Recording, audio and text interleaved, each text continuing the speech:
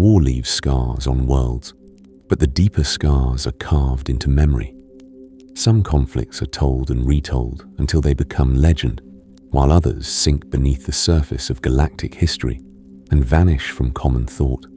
What decides which wars are remembered and which are allowed to fade into silence?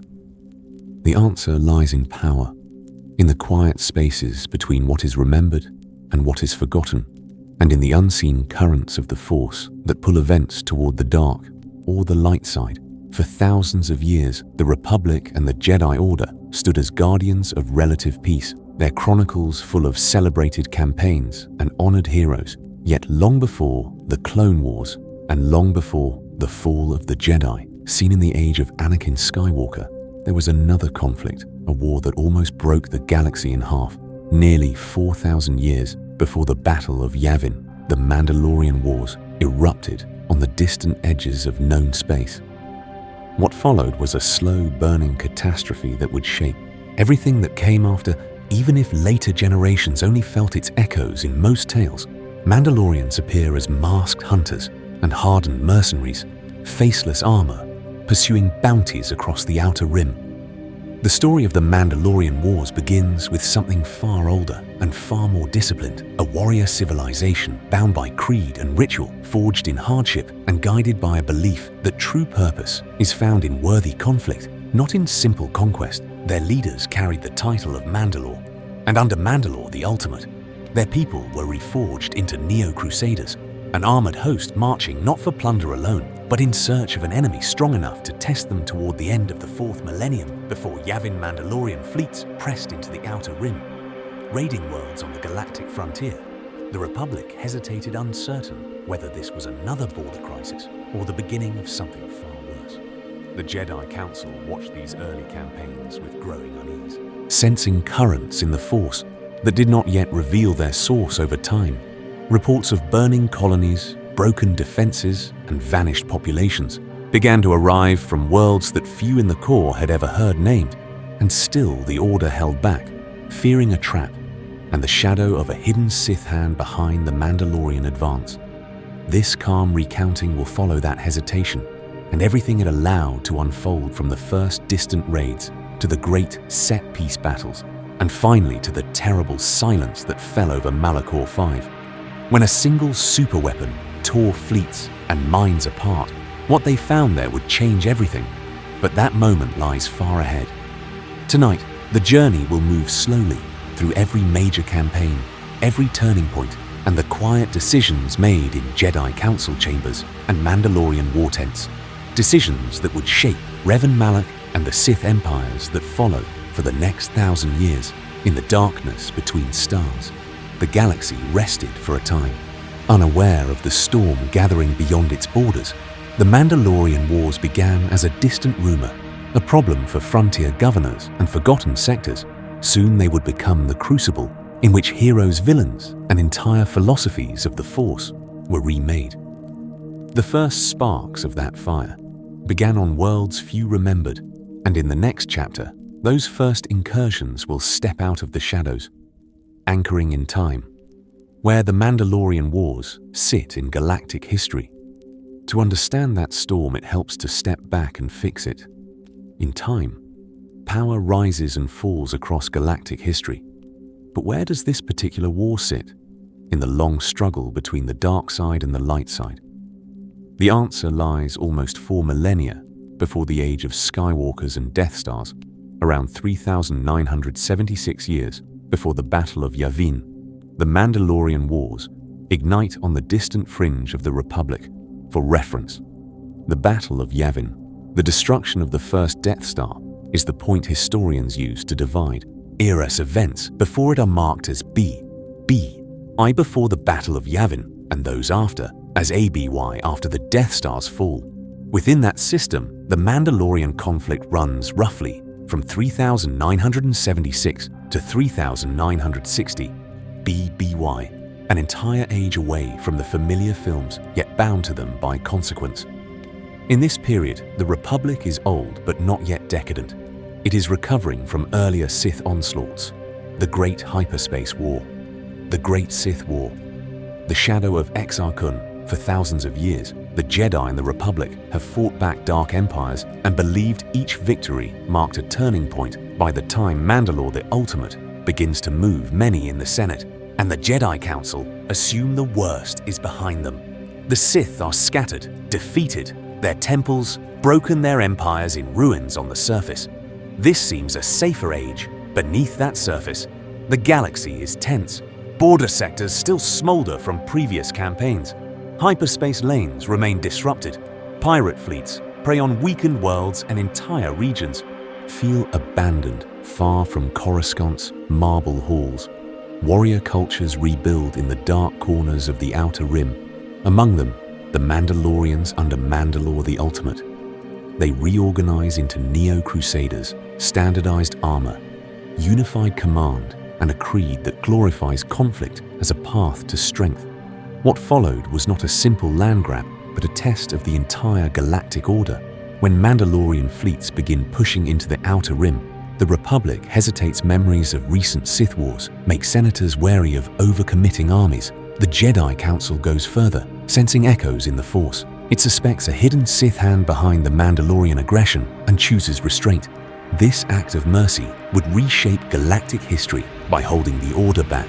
While frontier worlds burn, the Council creates a vacuum into which a single charismatic knight will step.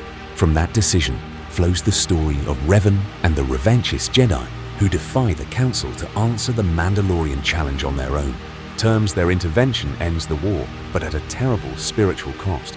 The brutality of campaigns at Sirocco Duro, and finally, Malachor V carves scars into the Force itself and into the minds of those who fight there. Over time, those scars deepen until victory against the Mandalorians becomes the seed of the Jedi Civil War. Revan's fall to the Sith, and the long dark chain that will one day echo in the fall of the Republic. In this series, the Mandalorian Wars will unfold in clear, chronological blocks from pre-war Mandalorian culture and early raids through each major campaign to the shattered aftermath and the first whispers of a returning Sith Empire.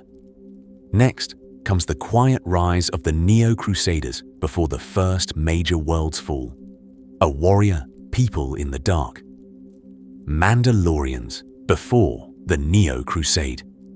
Before that quiet rise, there was an older Mandalorian world moving in the dark between the stars, a civilization that measured worth not in peace treaties or trade routes but in scars and its stories.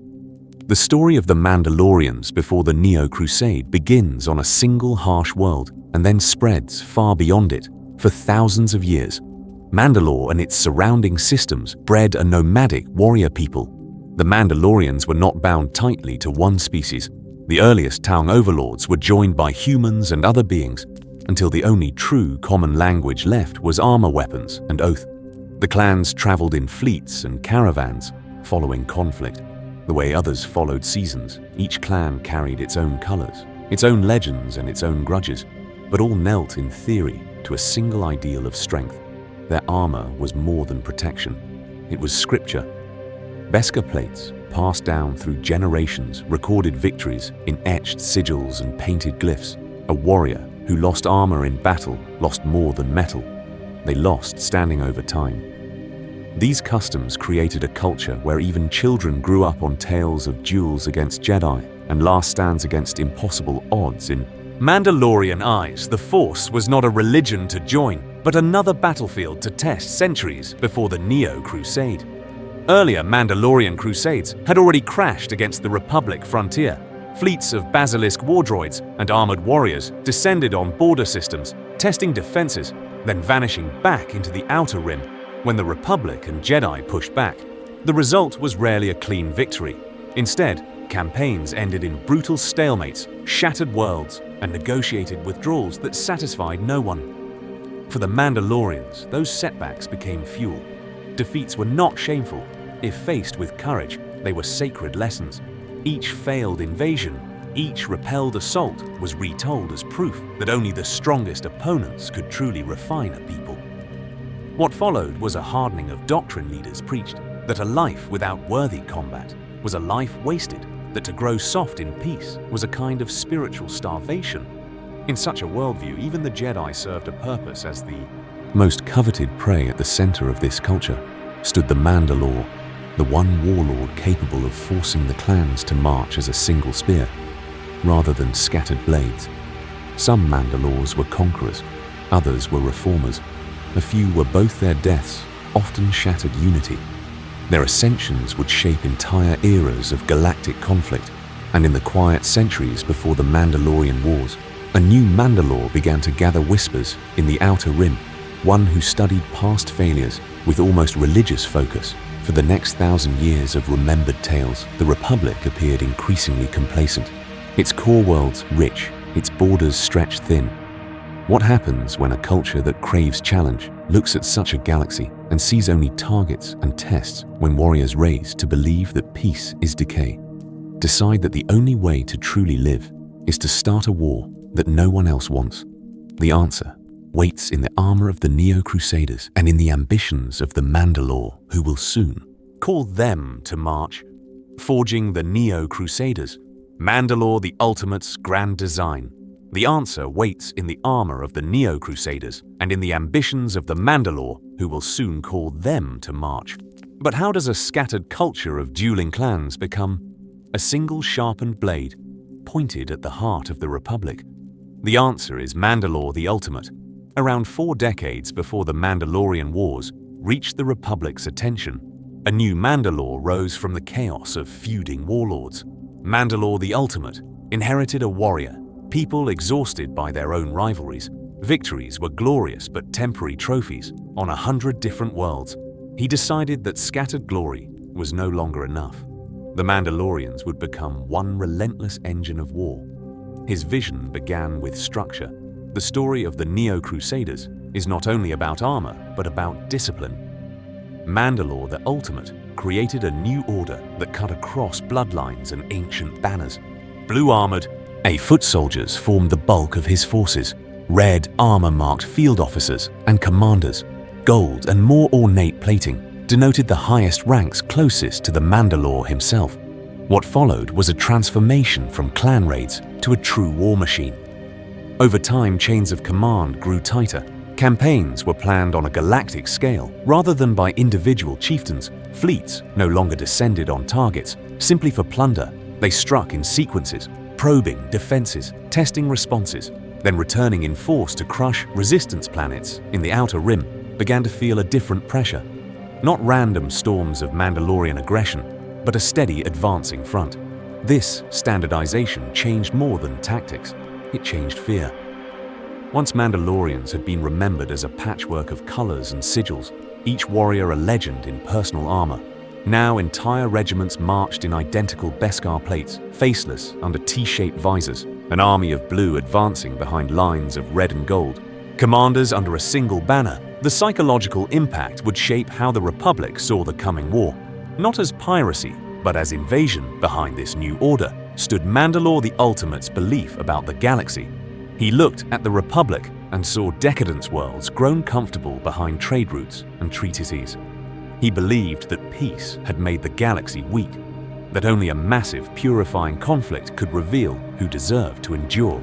In his mind, the Mandalorian crusade became almost a test, ordained by fate, strength against weakness war. As judgment whispers spread even among the clans that this certainty came from more than personal conviction, somewhere in the unknown regions, Mandalore the Ultimate had found something or someone, and what they found there would change everything. Subtle suggestions hardened into doctrine. The Jedi were spoken of not merely as opponents, but as necessary quarry. The Republic as an empire that needed to be broken to reveal truth. The Jedi Council would later sense that a hidden hand guided this rising storm, a presence in the dark that saw in Mandalorian ambition the perfect instrument to probe the Republic's defenses and the Jedi's restraint. But for now, only the marching of Neo-Crusader boots could be heard, and the Outer Rim would be the first to feel their weight. First, ripples at the edge, raids, probes, and Outer Rim skirmishes. The first blows of the Mandalorian Wars did not fall as declarations of war. They arrived as whispers on the edge of known space, reports of missing freighters, half-burned colonies, and distress calls that cut out mid-scream power. In the galactic core, still felt distant and secure. The Senate heard of these things, the way one hears of distant storms, interesting, troubling, but far away.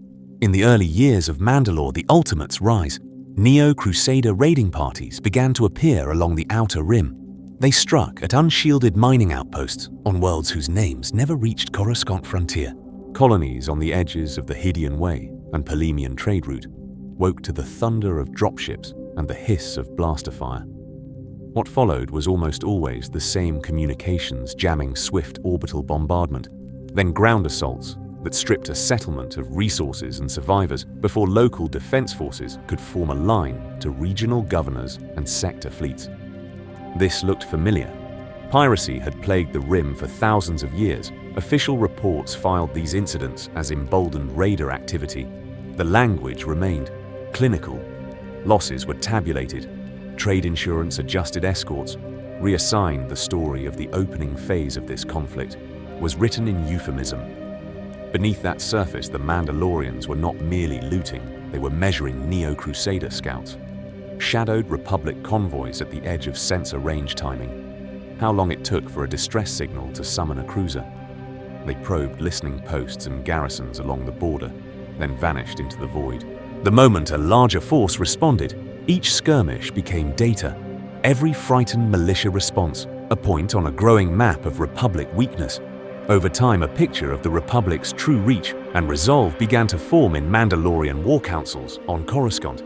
The Senate argued over fleet appropriations and customs tariffs, while Outer Rim delegations pleaded for reinforcements.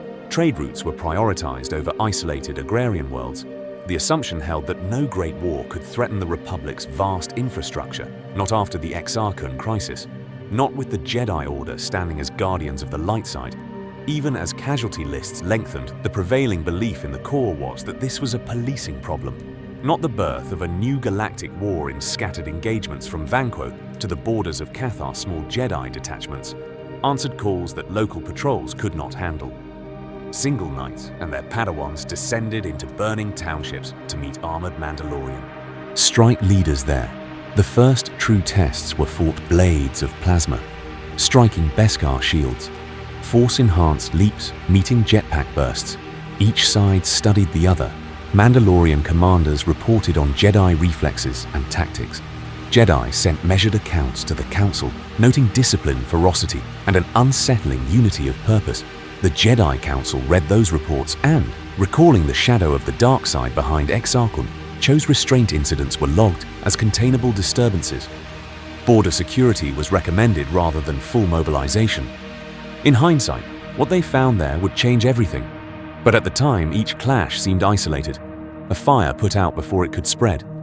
Only later would historians trace the pattern in those first raids, the careful cartography of future invasion corridors, the psychological testing of frontier worlds, and the quiet weighing of Jedi courage by Mandalorian eyes.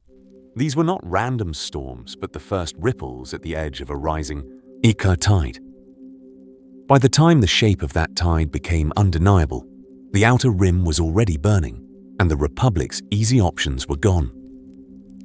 Testing the Republic's nerves, the Mandalorian push into the Outer Rim. From there, the Mandalorian strategy unfolded with a cold and deliberate rhythm power.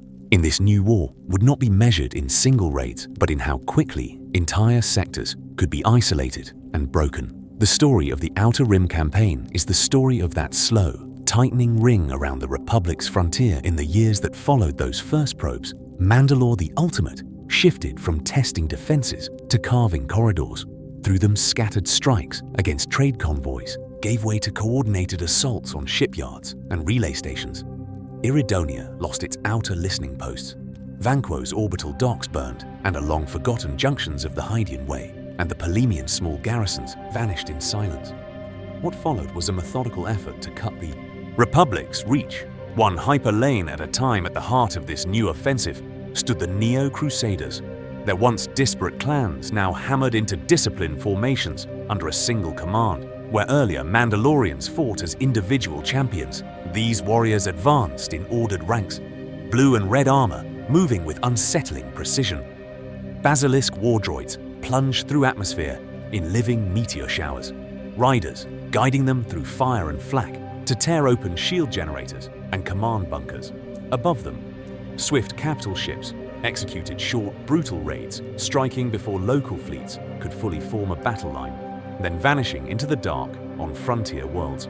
The cost of this doctrine was written in Ashen Refugees, outlying settlements on worlds such as Cathar Serico and Dichun saw their defenses smashed in days, militia lines crumpled under repeated ground assaults, followed by orbital bombardments that scoured fields and cities. Populations fled into the wilderness or toward already overcrowded coreward transports.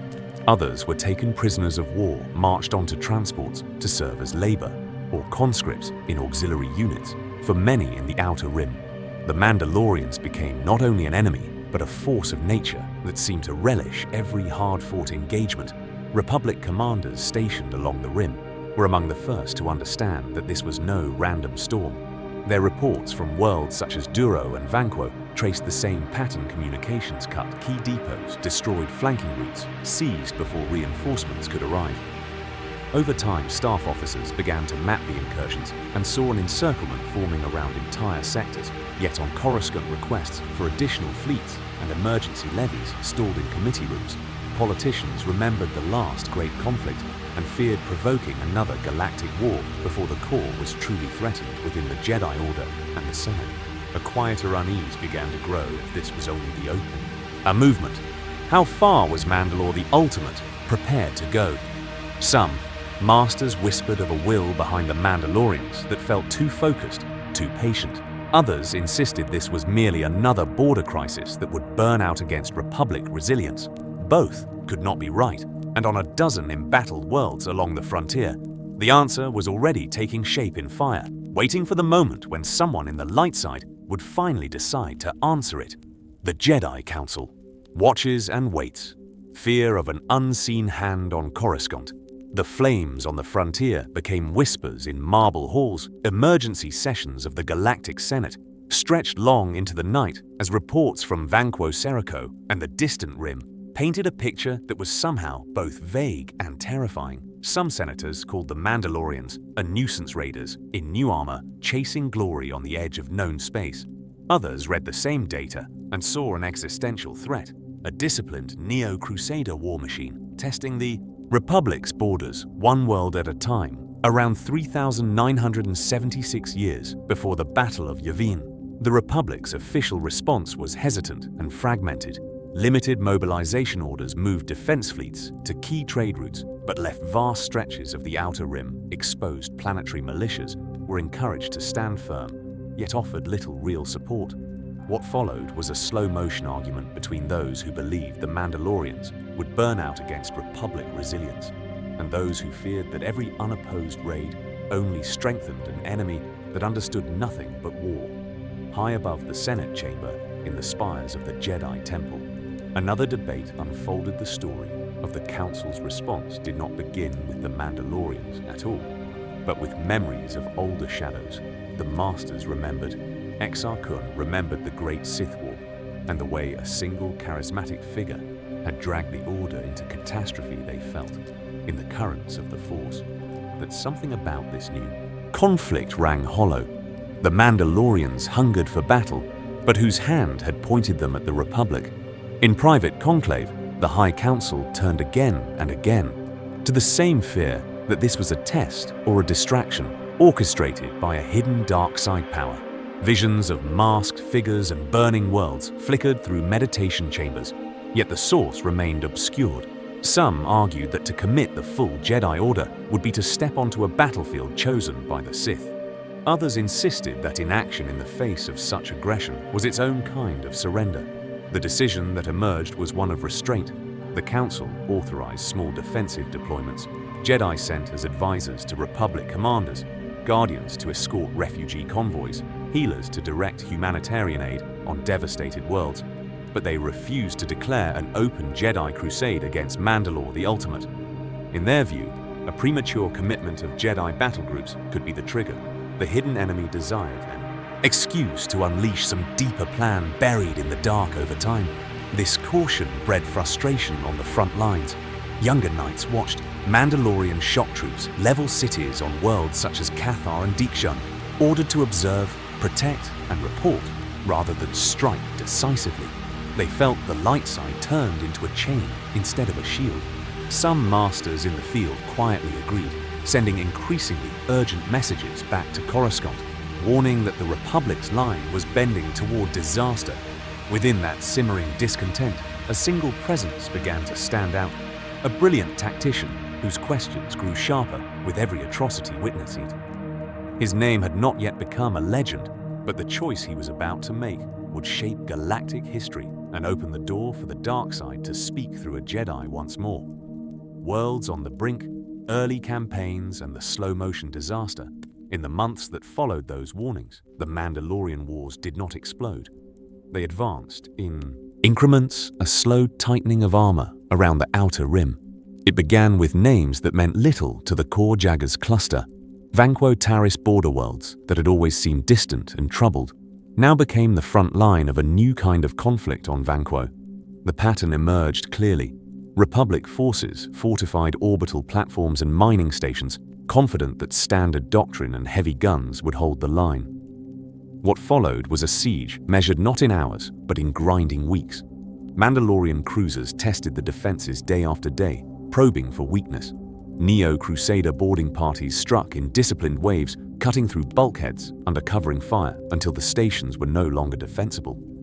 The Order came to abandon them. Shuttles fled under streaks of turbolaser fire, leaving behind burning metal, and the echo of unanswered transmissions around the same time. Outer sectors watched the fall of Serico, a proud industrial world that believed its shipyards would guarantee safety. Instead, the Mandalorians encircled the system, star by star, choking supply routes until the planet's defenses withered. Refugee convoys limped away, overcrowded freighters dragging improvised habitats behind them. Their passengers spoke in hushed tones of armored warriors who never retreated, whose banners advanced through vacuum and ash with the same relentless calm on Coruscant and the glittering core. Those stories arrived as distant headlines, news feeds scrolled casualty counts beneath debates about trade routes and elections. Analysts traced the Mandalorian advance on holomaps and saw something more than random conquest. They saw a curve of occupation bending inward toward the mid-rim, a quiet encirclement forming while most citizens treated each new loss as an isolated tragedy. Unfortunate, but remote. For the Jedi stationed along those borders, the war felt anything but remote. Bound by the Council's orders, they focused on evacuations, planetary shields, and last-minute negotiations on worlds such as Cathar and Dexham Jedi. Task forces arrived not as warriors, but as mediators. They organized corridors for civilian escape. They persuaded governors to surrender key facilities in exchange for mercy, then departed under the strain of uneasy truces, often only days before Mandalorian ground assaults began. Many watched from hyperspace as the systems they had just left went dark haunted by the knowledge that with the Force and a drawn blade, the outcome might have been different on the Mandalorian side. The same campaigns became fuel for Legend Clan warships, played recordings of victories in their mess halls. Children in Beskar helms recited the names of captured worlds as if reciting ancestral lineages over time. Each hard-won battle raised the reputations of frontline commanders. Songs spread of Mandalore the Ultimate's vision of a galaxy tested and found wanting among the Neo-Crusaders, a belief hardened that the Republic was soft, that its Jedi hid behind words and shields instead of meeting honorable combat. This contrast in spirit became the unseen front of the war. One side exhausted and restrained, the other exultant and hungry for a decisive trial of power. The galaxy drifted toward a line it did not know. It was about to cross in shadowed war rooms and quiet refugee holds. One Jedi in particular watched the pattern resolve on star charts, his questions sharpening into conviction. As allies gathered around him, the choice he was preparing to make would shape galactic history, and what they found there would change everything. A name in the murmurs, the Rise of Revan. Among the discontented, the story of Revan enters the Mandalorian Wars first, as a whisper rather than a proclamation. A name passed between exhausted officers and restless Padawans, a Jedi Knight whose talent seemed too large for the quiet chambers of Coruscant.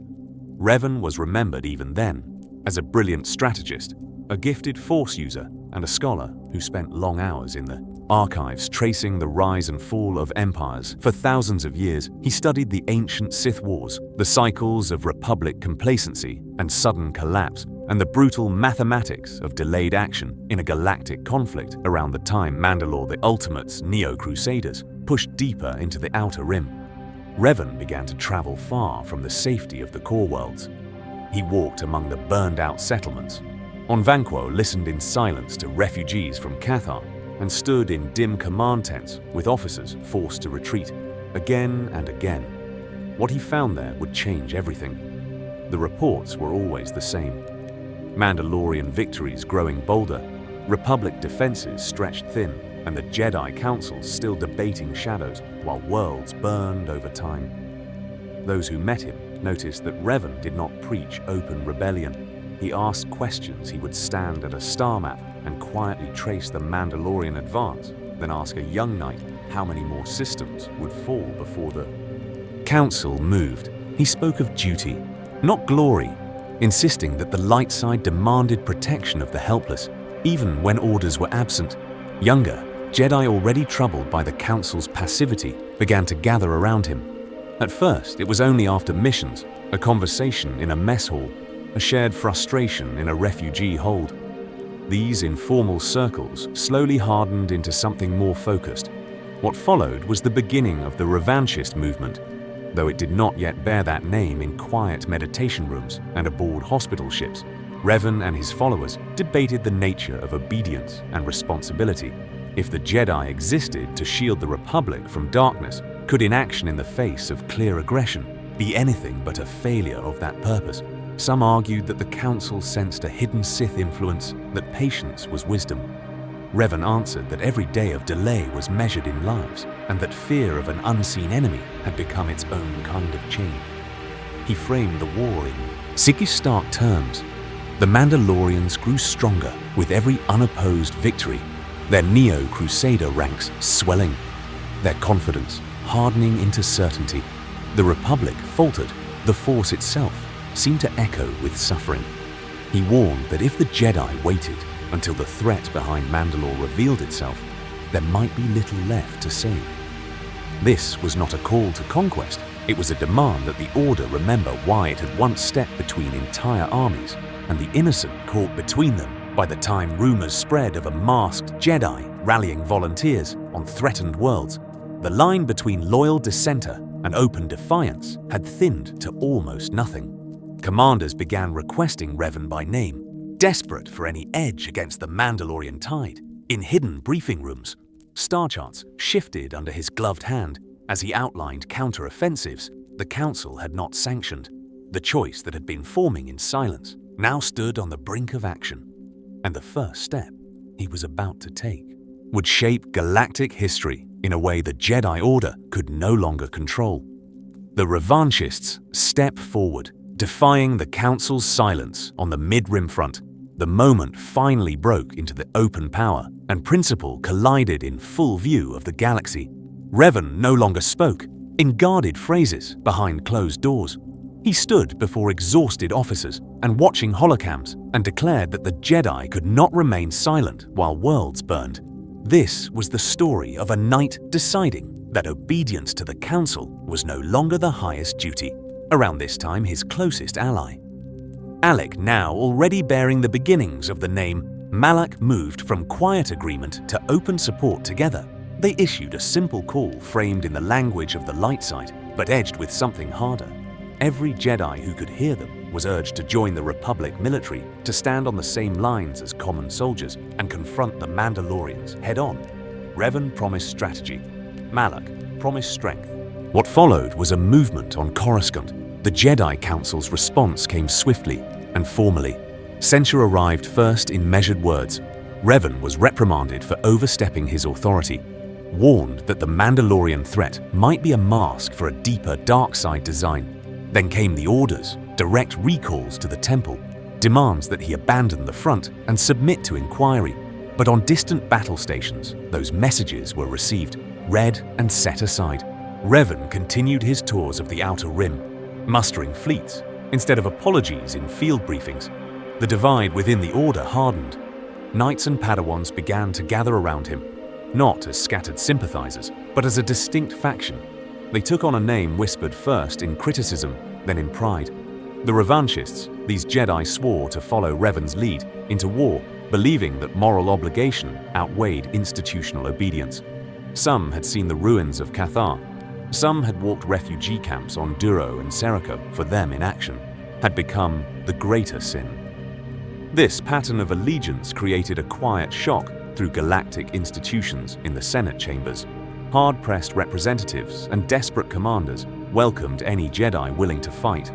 New orders were cut that routed supplies to revanchist task forces, and briefings began to mention Jedi-led counter-offensives that the Council had not endorsed yet away from the front. In calmer, Corward worlds, others watched with unease if Jedi could ignore their own council and answer directly to the Republic. What precedent did that set for future conflict? Over time, the name revanchist stopped being only a political label and became a banner. Soldiers painted it on the hulls of troop carriers. Padawans carved it into the inside of gauntlets. There was a sense that something new was forming a current in the Force that did not quite fit within old categories of light side, and dark side victory was the measure now, and mercy was something to be weighed against survival. Choosing to step outside the Council's authority, Revan had already crossed a subtle threshold. The line between righteous intervention and self-directed crusade began to blur. His followers did not yet know that the strategies they admired would shape far more than the Mandalorian Wars. Soon, the campaigns he led would grow harsher, the costs more terrible, and the path that started with defiance would bend toward a darkness waiting beyond the outermost battle lines. The mask and the memory, Cathar and Revan's point of no return. In the wake of those early victories, the revanchist movement accelerated. What had begun as a bold intervention was hardening into something else entirely. The turning point came on a quiet, ruined world at the edge of known space, a place whose surface held no strategic value, but whose memory would shape everything that followed. This was Cathar. Years earlier, Mandalorian Neo-Crusaders had descended on Cathar and forced their warships dark against a burning sky, their armored ranks driving the native Cathar people toward the sea. When Revan's strike group arrived long after the warfront had moved on, they found only a scarred coastline and buried armor fragments, nothing living. Yet the Force was not quiet there.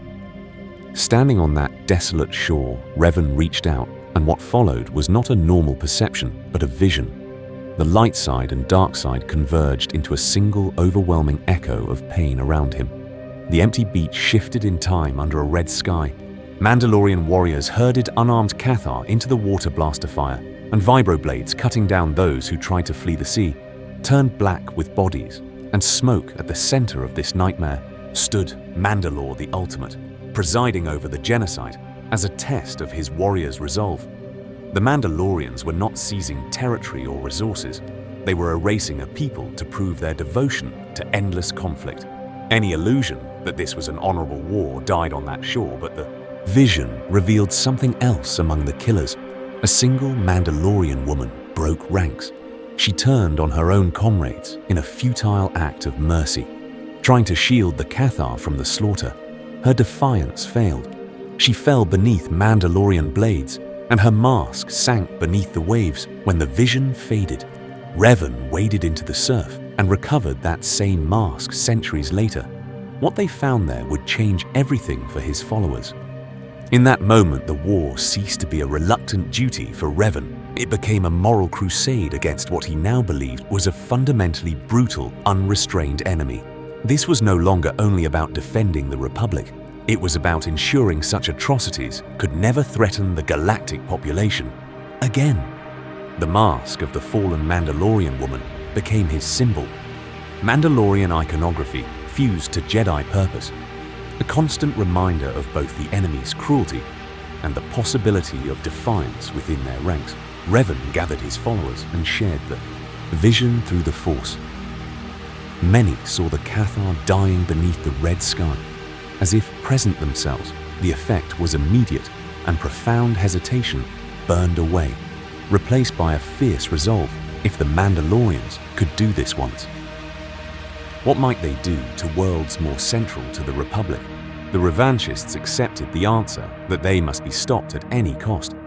The Jedi Council heard the reports and remained cautious, fearing manipulation by an unseen Sith presence. This only deepened the rift between Coruscant and the front lines. Over time, Revan's authority among the Outer Rim forces eclipsed that of distant masters. Their restraint now seemed dangerous, their warnings out of touch as the sun set over the ruined sea. Revan stood on the Cathar shore, masked and silent armor, whipped by the wind. That image would echo through war stories for thousands of years. He was no longer merely a Jedi general. He was a commander sworn to break the Mandalorians so completely that they could never rise to threaten the galaxy again, whatever the cost. And in the shadows beyond the known frontiers, something in the dark side stirred in answer. From defense to counterattack, Revan takes command of the war. From that moment on, the war changed direction. The lone figure on the Cathar shore became more than a symbol. He became a solution in a galaxy, desperate for one. The Republic chain of command had fractured under the weight of defeat. Admirals rotated through doomed postings, and sector fleets fought isolated battles with no unifying vision into that vacuum. Stepped Revan at first, his authority was unofficial. He arrived on embattled frontiers with a small but growing cadre of Jedi, the revanchists, and simply began winning where others had failed commanders who might have questioned a rogue Jedi. Instead, found their convoys arriving on time. Their flanks covered their retreats, orderly. What followed was a quiet transfer of trust. The Senate and High Command started routing more fleets too. Whichever theater Revan personally oversaw, around 3,965 years before Yavin, this informal influence hardened into real power. Revan was granted operational control over multiple task forces on the Hedian Way and the Polemian routes. Technically, he answered to Republic admirals in practice. They deferred to his judgment, even as the Jedi Council issued formal censures and recalled orders. Revan's star charts filled with redrawn lines of battle. The Republic's strategy shifted from desperate defense to calculated counterattack. His early campaigns demonstrated how different this war would now be at Vanquo. He feigned a disorderly withdrawal, leaving supply depots apparently exposed. Mandalorian Neo-Crusader fleets surged forward, expecting an honorable rout. Instead, hidden Republic squadrons emerged from interdiction shadows, while Jedi strike teams boarded command ships. The ambush shattered a spearhead that had threatened half a sector on the ground at Duro and Sirocco. Revan synchronized armored divisions with Jedi-led infiltration cells, turning previously disjointed efforts into single decisive blows. These victories rested on methods the Mandalorians neither expected nor respected. Revan embraced intelligence work, spies, slicers, and misdirection. He fed false data through captured relays, luring enemy clans into kill zones or onto worlds already stripped of resources. Planets that once would have been defended to the last cruiser were sometimes abandoned deliberately. Their populations evacuated their value, sacrificed to stretch Mandalorian supply lines over time. This willingness to trade ground for position would shape the entire course of the war among the Republic. Rank and file. The story of Revan grew faster than official reports could track to frighten colonists. He was a savior whose arrival meant the bombardments would finally end to exhausted soldiers. He was the commander who understood the Mandalorians well enough to hurt them badly among the clans themselves. His name became a challenge and a promise. At last, an opponent worthy of the grand conflict they had sought. Yet, with each system reclaimed, Revan's certainty hardened. He had defied the Council and been proven right. Or so it seemed. His strategies grew sharper and colder. Enemy fleets were not merely repelled, they were annihilated, trapped against gravity wells and mined hyperspace vectors. The line between necessary ruthlessness and something darker began to blur, and somewhere beyond known space, the presence that had stirred at Cathar watched with interest as a Jedi learned to wage war in ways that mirrored the foes he swore to destroy. Worlds of fire, Vanquo, Sirocco, and the escalation of brutality in the wake of those early victories. The war-changed texture power was no longer measured only in captured ships or broken lines, but in how far commanders were willing to go, how much of themselves they would burn away to win. The story of the mid-war campaigns is the story of that slow, Immolation around 3,965 years before the Battle of Yavin, the Republic offensive pivoted toward Vanquo, a seemingly minor world whose asteroid belts hid Mandalorian refineries and staging grounds conventional doctrine said to fortify core worlds and trade space for time. But Revan chose the opposite. He struck deep at the arteries of the Neo-Crusader war machine, forcing Mandalorian fleets to defend fuel depots and supply caches. Instead of choosing their own battlefields, what followed was a sequence of brutal ambushes, minefields seeded through the belts, gravity wells pinning Mandalorian cruisers in kill zones, and precision strikes on logistics hubs that left entire Crusader armies starving for munitions on Vanquo's surface. Revan's forces entrenched in terrain, the Mandalorians hated broken rock fields that negated jetpack charges and funneled basilisk war droids into overlapping fire lanes. Mandalorian commanders were compelled to attack anyway. Their culture demanded it, and each failed. Assault bled away elite warriors. The battle would shape the rest of the war, teaching both sides that this was no longer a conflict of honor duels, but of systematic annihilation. The Mandalorian answer came at Serrico, a populous Republic world pressed into service as a forward mustering point, convinced that Vanquo had shown Republic weakness. Mandalore the Ultimate chose to make an example. Serrico's planes filled with soldiers, transports, and refugee camps. When the Mandalorian fleet arrived, many expected an orbital blockade, then ground engagement. Instead, the Neo-Crusaders deployed nuclear-level mass drivers from high orbit. The bombardment turned continents into glass shockwaves, rippled through the crust cities, vaporized in white fire. Republic armies and civilians vanished together in expanding circles of fusion and dust. Even hardened admirals and Jedi, watching from distant picket ships, were stunned. Serrico was not a battlefield. It was an erasure over time tales of that day spread. Through the Republic as a whispered warning that the old rules of war had died in a single afternoon. Revan's response marked another quiet funeral, this time for certain Jedi restraints in the councils of his fleet. He began authorizing strikes that knowingly risked collateral damage, orbital raids on Mandalorian-held factories, even when slave labor remained inside precision. Bombardments of command bunkers buried beneath occupied townships. Decisive victory now outweighed the absolute protection of non-combatants.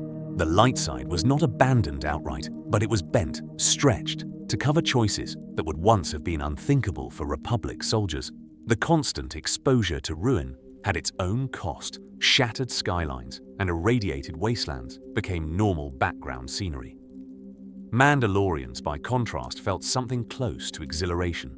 Their creed fed on adversity, and the escalating ferocity confirmed that this was the great test they had sought Jedi within Revan's ranks stood on. It was a knife edge between compassion and necessity. Some clung to healing and evacuation. Others drifted toward the same cold calculus that guided their commander.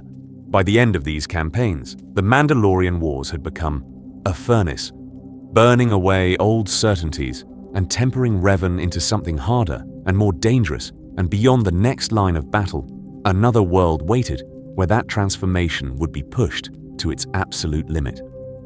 Duro and the Line in the Stars, holding the Republic together in war.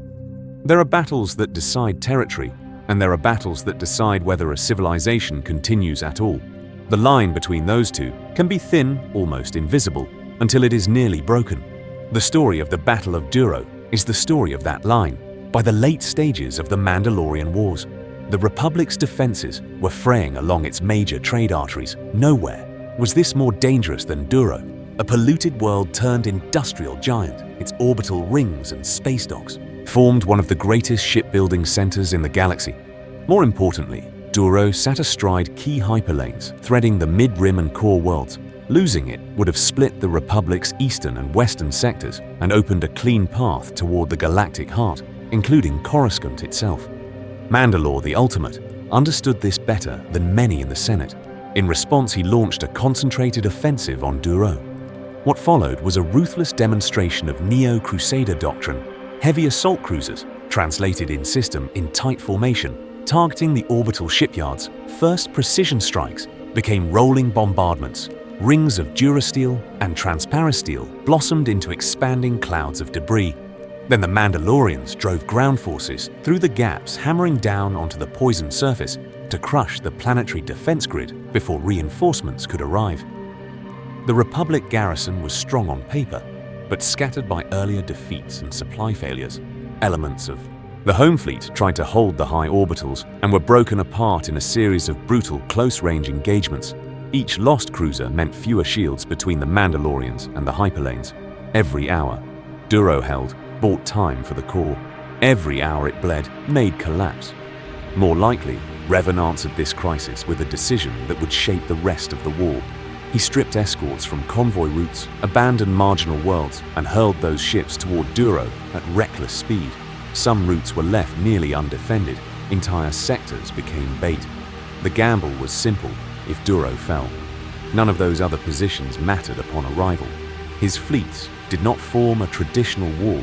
Instead, they emerged in staggered waves, each wave striking a different Mandalorian spearhead, sowing confusion in the tight command structure that held the Neo-Crusaders together. Above the wreckage, Jedi strike teams rode in on stealth shuttles and captured gunships, cutting through the chaos to reach Mandalorian. Command vessels they boarded under fire, sabotaging shield generators and engines before withdrawing into the melee.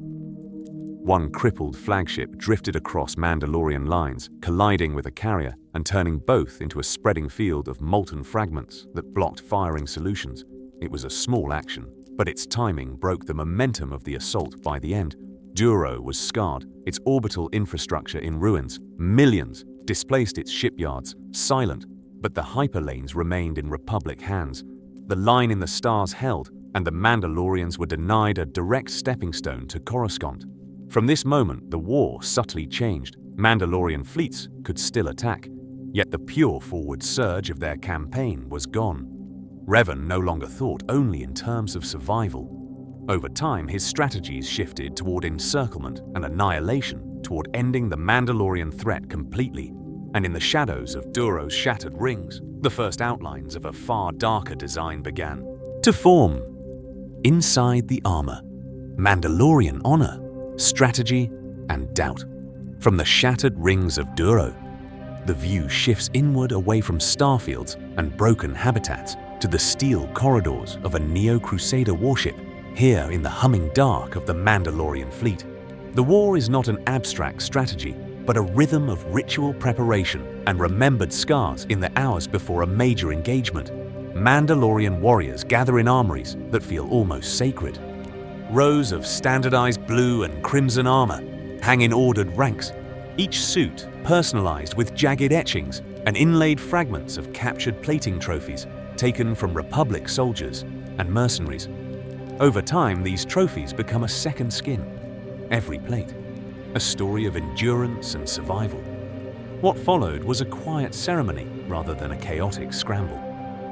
Helmets are removed and placed carefully at the warriors' feet as clan leaders recite oaths of battle, promising glory in victory or honor in death. For Mandalorians, the story of a life is measured in combat, not in years. Scars are traced with pride along jawlines and across shaven scalps, each one a visible ledger of tested strength before boarding dropships. Warriors trade tales of hard-fought victories on Cathar Serico and Vanquo. Not to boast, but to affirm identity, a Mandalorian without trials is unfinished, an untempered blade. Their honor code in practice is harsh, yet precise. A worthy opponent is respected, even as they are destroyed. Cowardice is despised more than defeat. Surrender without resistance is considered a deeper shame than dying under turbo laser fire. To fall in glorious combat is to meet the Force on honest terms, to live a quiet, untested life. In the galactic core is to waste the gift of strength. This belief would shape every decision made aboard those warships. Yet as the campaigns drag on, and as entire worlds are scorched, some Mandalorians begin to question the cost on the lower decks. Younger Neo-Crusaders whisper about the shattered cities of Duro and the frozen dead of Serico veterans who fought in earlier border conflicts, wonder whether provoking the full might of the Republic is truly wise. What happens when an empire of 1,000 worlds finally focuses all its power on one enemy? There are quiet moments in mess halls where helmets remain on the table, and no one reaches for them.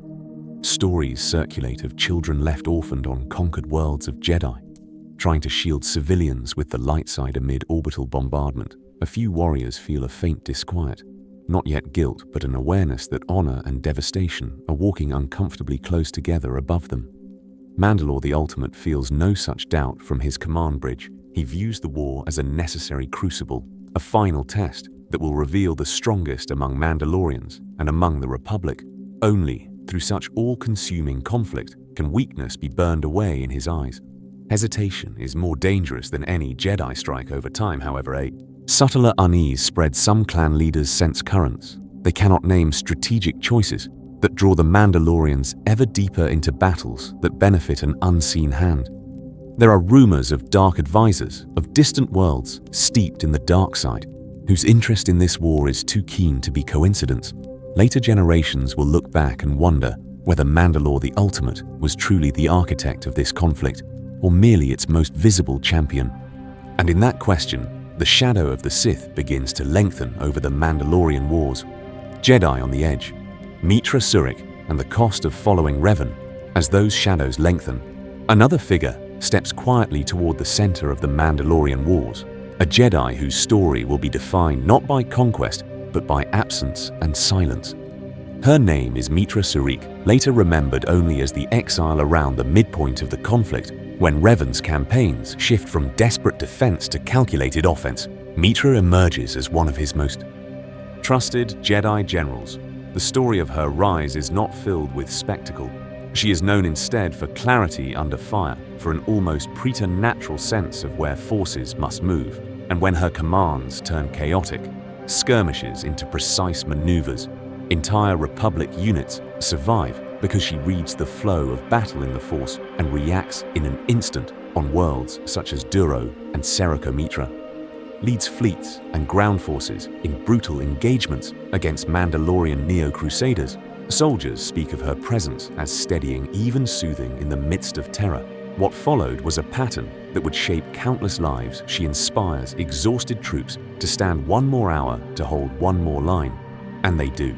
Yet every victory demands a price paid in bodies and broken minds for Jedi raised in meditation halls and quiet temples. The transition into military command is a slow spiritual erosion.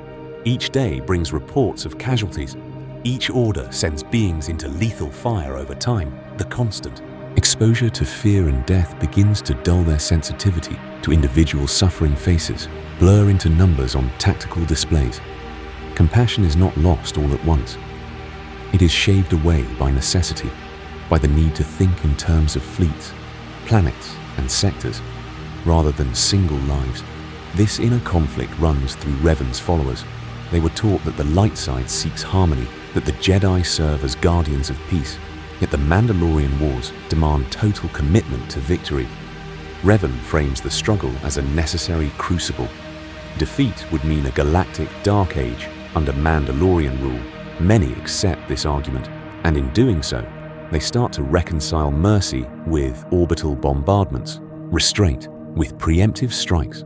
The fractures this creates within their beliefs will later echo far beyond the war itself. Even as Revan's strategies grow harsher, there are moments of doubt. Meetra questions scorched Earth tactics on worlds already broken. Other Jedi commanders flinch at the use of civilian populations as bait or shields. But the momentum of the campaign is overwhelming.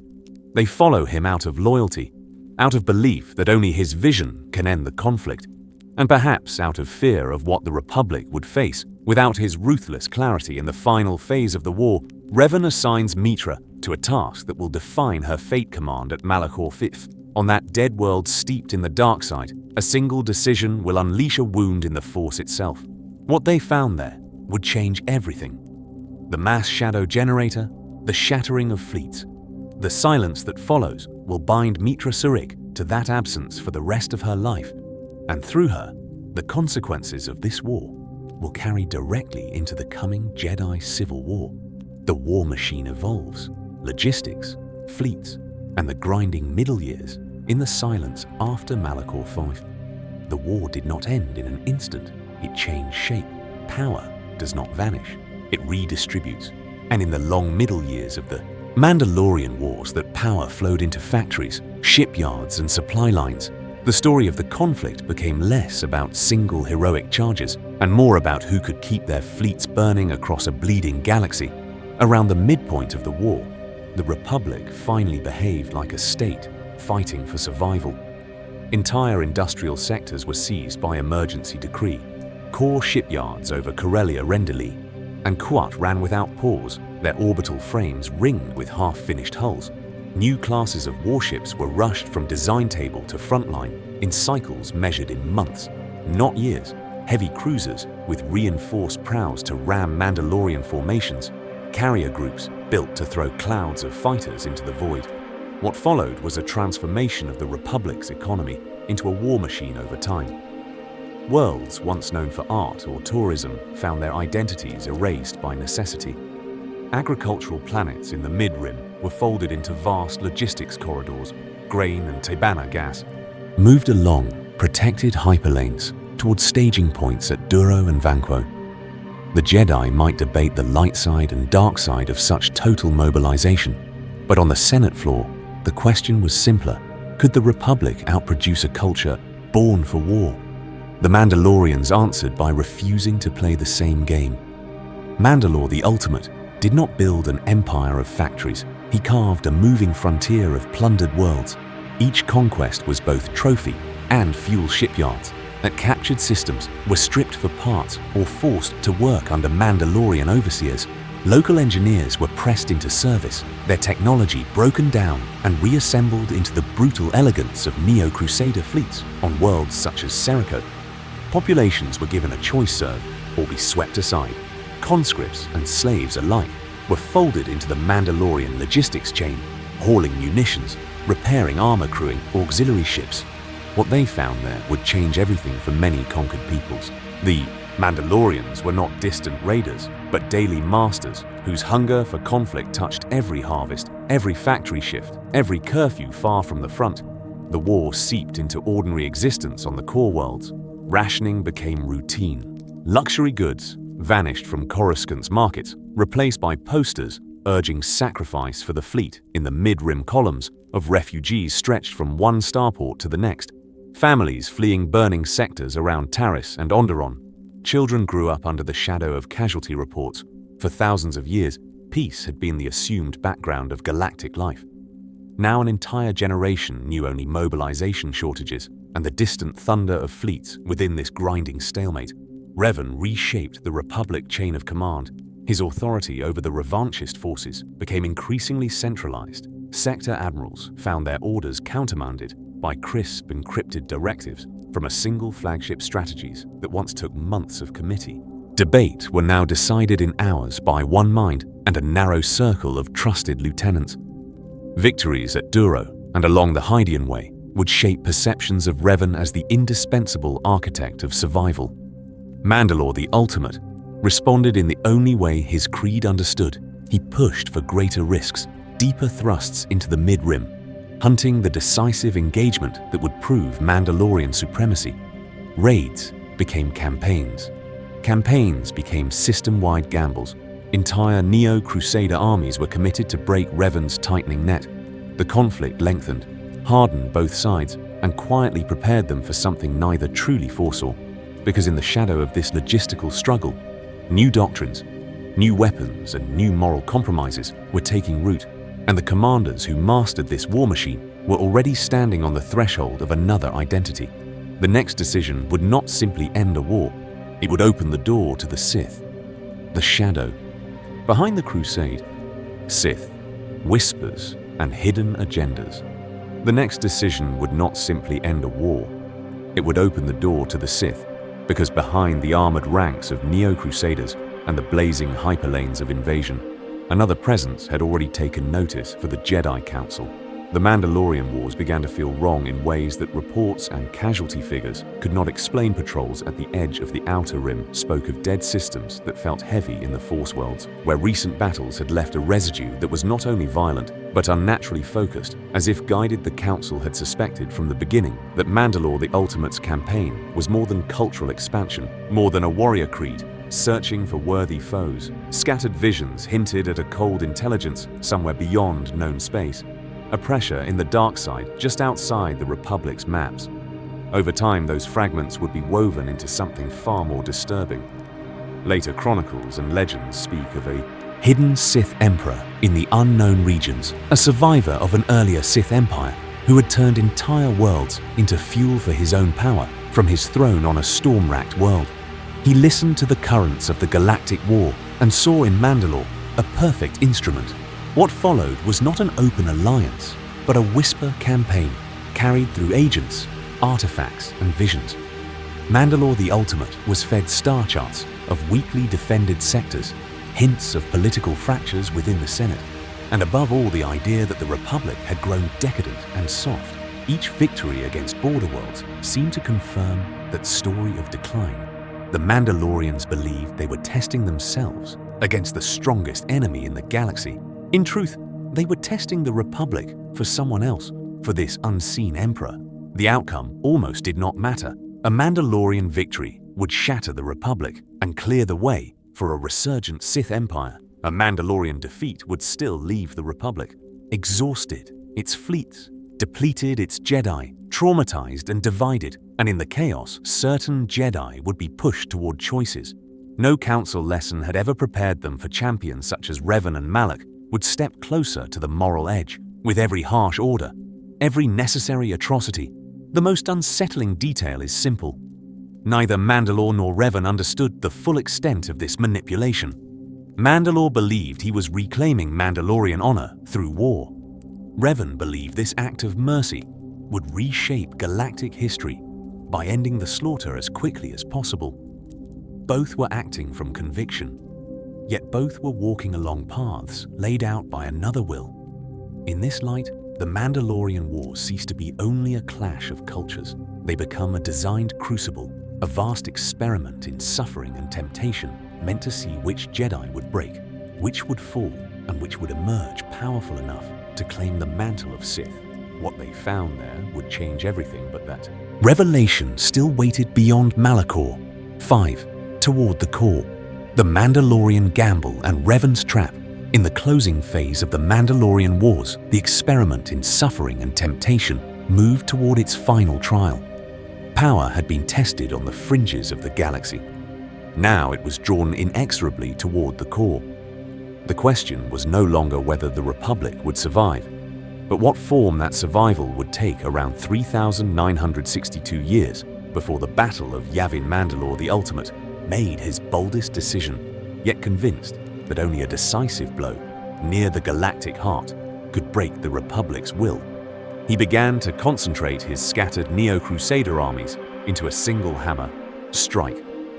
This was the story of an empire of raiders trying to transform itself into a conquering war machine. In one last gamble, the target was not one world, but the idea of the core itself, the symbol of stability, and the light side. What followed was a calculated storm. The Mandalorians drove through key corridors at Duro, Onderon, and along the Hydian Way, accepting losses in the mid-rim to mass fleets for the deeper push.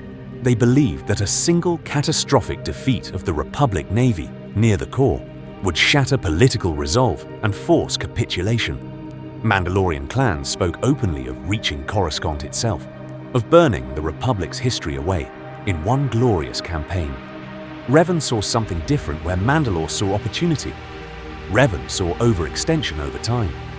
The revanchist commander began to shape the battlefield, choosing where to stand and where to bleed. He ordered strategic withdrawals from marginal systems while quietly fortifying anchor points that would shape the final conflict world. Such as Duro became deliberate sacrifices, their defense made just credible enough to cost Mandalorian lives, yet porous enough to invite deeper advance in several sectors. This pattern repeated at Vanquo, Serico, and along the Perlemian trade route. Mandalorian forces were allowed limited, brutal victories. They seized shipyards, bombarded population centers, and believed momentum was finally on their side. But in the shadows of those defeats, Revan positioned reserve task forces, minefields, and hidden hyperspace vectors designed for encirclement. The war map began to curve inward around the Mandalorian spearhead, forming a noose they did not yet see. Among the Mandalorians, there grew a fierce certainty that the climax was near. Warriors spoke of the coming core campaign as the ultimate test of their creed. Entire clans vied for the honor of leading the vanguard. In contrast, Republic crews and Jedi volunteers felt a colder realization. One more battle, greater than any before, might decide the fate of the Republic and the future of the Jedi Order itself. As both sides gathered strength, Revan's gaze turned away from the glittering core and toward the deep shadows of the Outer Rim to a broken, half-forgotten world on the fringes of ancient Sith space. Malachor V, dark, shattered planet whose gravity scars whispered of old catastrophes. In that silence, Revan conceived a single shattering blow, a trap that would end the Mandalorian Wars and open a new chapter in galactic history. Malachor V, a world built for catastrophe power, leaves marks, and some worlds never heal from them. Malachor IV was one of those places, a dead world hanging on the edge of known space, wrapped in silence and shadow. Its orbit lay on the fringes of ancient Sith territory, where forgotten empires had risen and fallen without record. Its surface was a maze of jagged canyons and shattered plateaus, frozen in the aftermath of ancient cataclysms. As if the planet itself had been broken and left unfinished, over time scavengers and explorers had whispered about Malachor V. They spoke of a gravity that pulled wrong of horizons, that bent in the corner of the eye of a constant pressure, in the force that pressed inward rather than flowed. What they found there would change everything for those. Attuned to the dark side, the entire planet resonated like a wound. The air was thick with echoes of pain and rage. The bones of forgotten wars lay half-buried beneath volcanic glass, an ash-mute testimony to conflicts so old that even the Jedi archives held only fragments when Revan's gaze finally settled on Malachor V. It was not by accident in the deep records of Sith space, in the ruins of worlds touched by earlier dark empires. There were hints of a place where gravity and the Force intertwined in unstable ways. Malachor's gravity scars were not simply geological. They were metaphysical, knots, points where mass and the dark side twisted together. This broken world offered something no ordinary battlefield could terribly leverage. The story of the mass shadow generator began there conceived not as a weapon of spectacle, but of pure physics. It was designed by Bowder, a Republic Zabrak engineer, whose brilliance had already kept fleets alive through the harshest campaigns. His device would shape the battlefield in a way no admiral could, by reaching into the invisible lattice of gravity wells and mass shadows that surrounded Malachor V.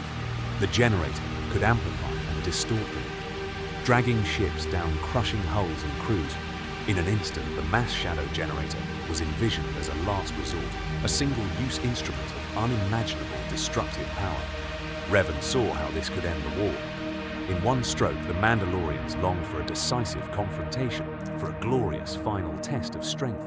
So Revan offered it at Malachor V's messages and maneuvers promised the clash that would determine the fate of the galaxy.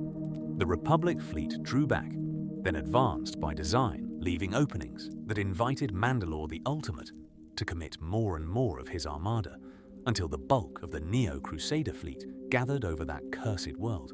But beneath the strategy lay a darker calculus. Revan knew that when the mass shadow generator fired, it would not distinguish between Mandalorian and Republic ship. The entire region of space could be scarred, permanently twisted by artificial gravity storms and the weight of so many deaths. This was the price Revan was prepared to pay to end the Mandalorian Wars. The question was not whether the weapon would work, it was who would be given the power to trigger it, and what followed was far worse than any of them imagined. 3 perspectives in the fire, experiencing Malachor V. In the end, the power to end the Mandalorian Wars rested not in Revan's hands, but in a single circuit, waiting to be closed on a single ship. Above a broken world, the story of Malachor V is not just a battle, it is 3 perspectives converging in the same storm, each certain of duty, each blind to what waited beneath the clouds. For the Mandalorians approaching Malachor V was the culmination of generations of training. This was no border raid, no test skirmish. This was Revan's main fleet, drawn up in rigid formations over a world already wounded by ancient cataclysms. Mandalore, the ultimate Neo-Crusaders, descended in ordered waves, basilisk war droids launching from carriers in tight attack spirals, their armor painted in the cold blues and greys of the reformed Mandalorian Empire. In their view, this was the perfect proving ground, an enemy who had finally committed everything, an unstable planet whose gravity storms and jagged canyons promised a worthy death. Those warriors believed that what followed was the purest measure of honor, the Mandalorian creed made manifest in fire on the Republic side. The mood was very different aboard cruisers and command ships. Officers studied sensor readouts of Malachor's fractured tectonic plates and unnatural gravity wells. The planet was classified unstable long before the war, yet now entire battle groups were ordered into close orbit rumors, whispered through mess halls and briefing rooms. Stories of a secret weapon buried in the fleet's formation. Some spoke of a gravity device, others of an ancient Sith relic reawakened. No one knew the truth, but every captain understood the implication. If the rumors were real, this engagement might mean mutual annihilation. They followed Revan's commands with precise discipline, yet beneath the calm reports and tactical updates lay a quiet dread that this conflict had slipped beyond ordinary war. At the heart of that dread stood Meetra Surik aboard the command ship that housed the mass shadow generator through the Force. She felt the battle as a rising tide, Mandalorian life signs burning hot with fierce purpose, Republic crews tense but resolute. The dark gravity scars of Malachor V, pulling at every passing thought. The device was linked to her station, its controls deceptively simple. A single activation sequence that would shape galactic history. Revan's last instructions were clear. Wait for the signal hold until the Mandalorians were fully committed. As fleets closed the sky over Malachor V, became a storm of fire and debris. Basilisk war droids plunged through flat curtains to the surface, leaving contrails of plasma gunships shattered under mass driver fire cruisers, tore each other open with turbo laser salvos. There was no easy path to retreat. Mandalorian honor and Republic desperation locked both sides in place over time formations dissolved into chaotic knots of dueling capital ships and drifting hulks. Then came the pattern, interrupt in the command silence between salvos. Meetra felt it a sudden stillness in the Force, as if the galaxy itself held its breath. Revan's signal arrived coded, precise, undeniable. Her hand hovered over the control, the mass shadow generator waiting below. That suspended moment hung over Malachor, over the Republic, over the Mandalorian, Neo-Crusaders, and for thousands of years afterward, its echo would linger in the dark. The mass shadow generator, ending the war in a single terrible moment. The suspended moment broke when Meetra Surik answered Revan's signal with a single command buried deep.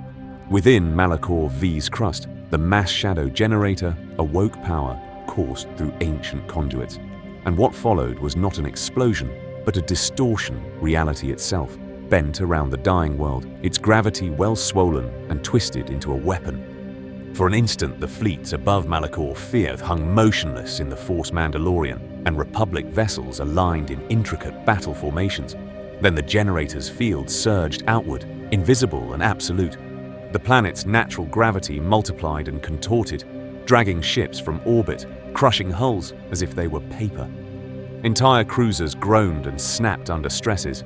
No engineer had ever imagined the story of the battle ended in seconds.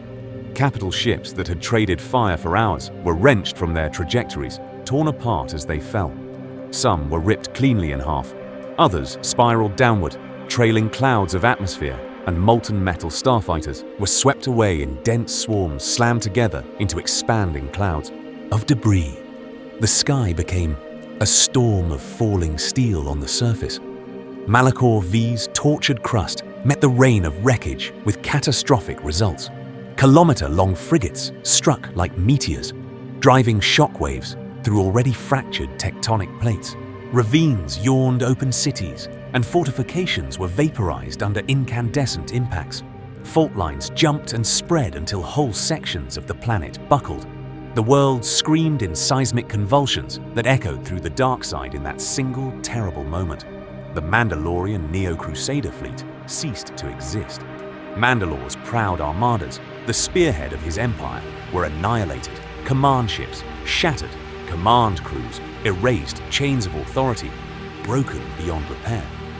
Those Mandalorian warriors who survived the initial onslaught found themselves scattered on crippled vessels or stranded amid the wreckage, leaderless. And stunned, the war ended not with a negotiated peace, but with near-total annihilation, yet the physical. Destruction was only part of the wound in the Force. Mitra Surik and the other Jedi present felt the deaths as a tidal wave of pain and terror. Thousands of voices flared and vanished. In an instant, the Force became a burning storm. Clawing at the mind to remain open to it was to drown in agony, by instinct or desperation. Mitra severed her connection, cutting herself off from the light side and dark alike. This act of mercy would reshape galactic history. Over time, historians would speak of Malachor V as a decisive victory, but for those who survived, it was a graveyard in orbit, shattered hulls and frozen bodies drifted in a vast ring of debris. The mass shadow generator had not only crushed fleets, it had scarred space itself. Gravity eddies and spatial anomalies lingered, a permanent hazard and a physical reminder of the cost of victory below the surface.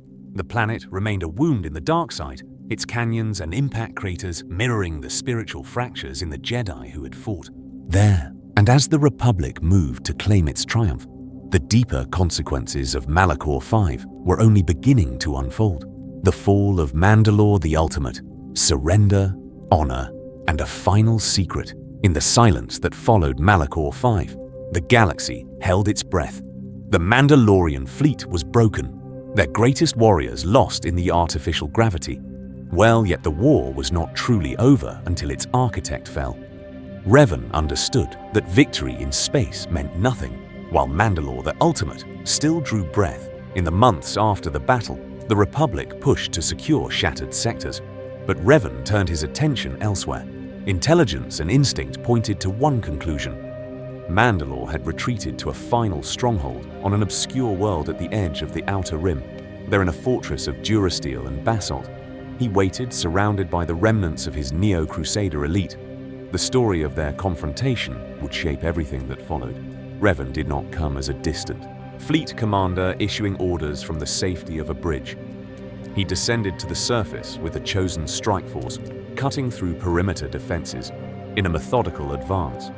Corridors were scorched by blaster fire and gouged by lightsaber strikes, until at last a ruined audience hall opened before them, its banners torn, its mosaics cracked by artillery. At the far end stood Mandalore the Ultimate, armored in scarred Beskar, his massive form framed by the shattered sigil of his people. This was not a negotiation, it was an ending. Revan stepped forward, cloak trailing across fractured stone. One champion of the Jedi and the Republic, facing the living embodiment of Mandalorian honor and conquest. What followed was less a duel of individuals than a collision of philosophies. Mandalore fought with the ferocity of his culture, hammering forward with heavy strikes and relentless aggression, his Beskar and blaster working in brutal tandem. Revan answered with cold precision, each parry calculated each step. Action chosen. The Force wrapped around every movement, turning the Mandalorian strength against him. The outcome had been decided at Malachor V. This was the final confirmation. In the end, Mandalore fell to Revan's blade, mortally wounded. He collapsed amid the debris as the last of his guard were cut down. Revan removed the great helm that had defined an era beneath it. Mandalore the Ultimate used his final breaths to reveal a secret that had haunted the Jedi Council's fears from the beginning. A hidden Sith power in the unknown regions had encouraged this war, whispering promises of glory and testing the Republic's defenses. What they found there would change everything standing over the fallen warlord. Revan made a choice that would echo for thousands of years. He ordered the surviving Mandalorians to disarm and surrender their weapons, and armor was stripped away. Their units broken, their clans scattered across the galactic rim. The Mandalorian Empire ended in that moment, yet their culture endured, forced into exile and reflection.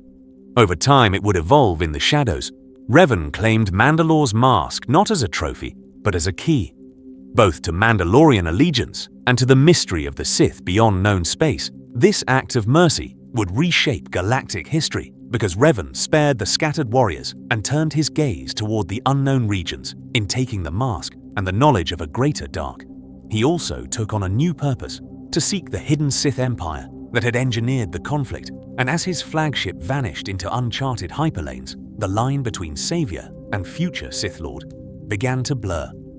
The next time his fleet returned from the dark, it would not be as the Republic remembered, broken but unbowed, the fate of the Mandalorians.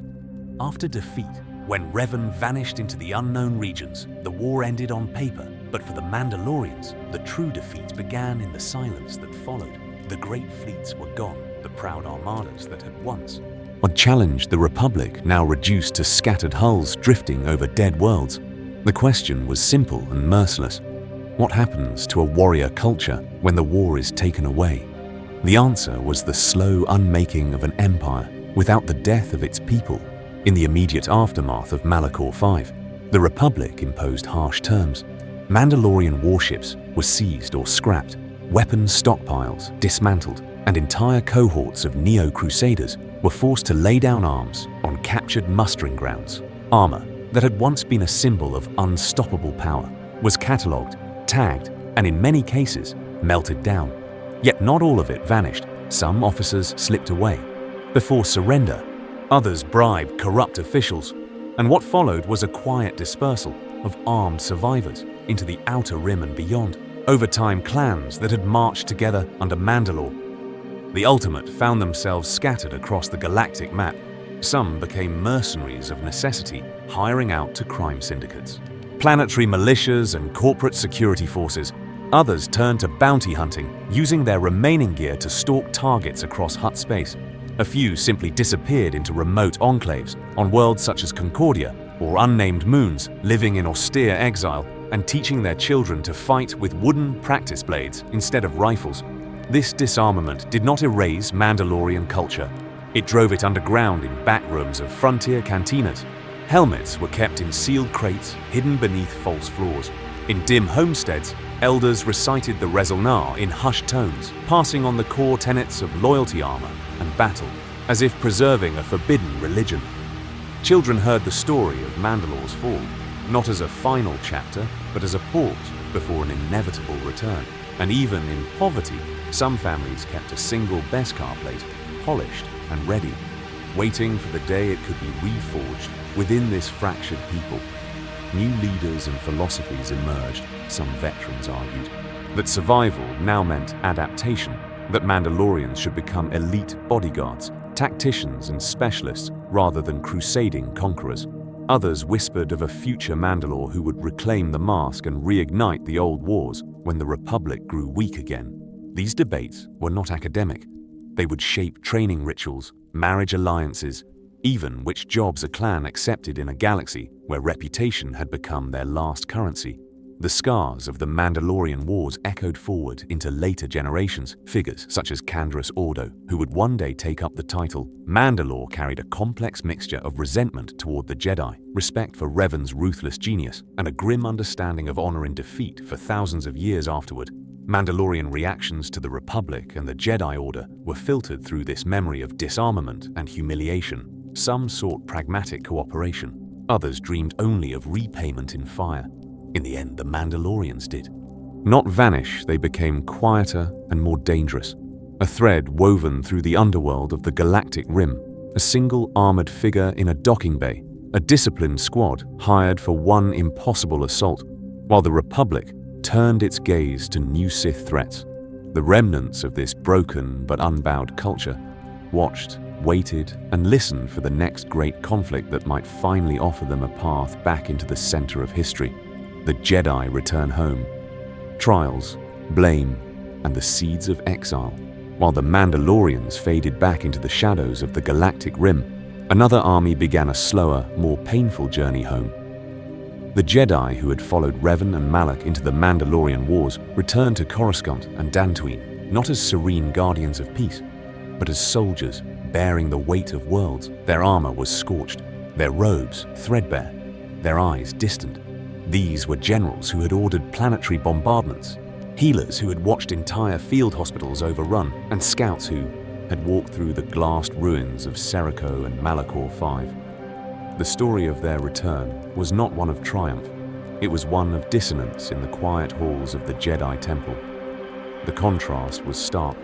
The Order that had remained behind had spent years in meditation and cautious diplomacy, debating hidden Sith influences and long-term balance in the Force. The war.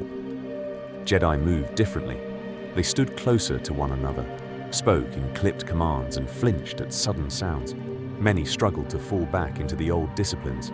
Some reached for the Force and felt only the echo of mass death from Malachor V, a wound that hummed beneath every attempt at calm.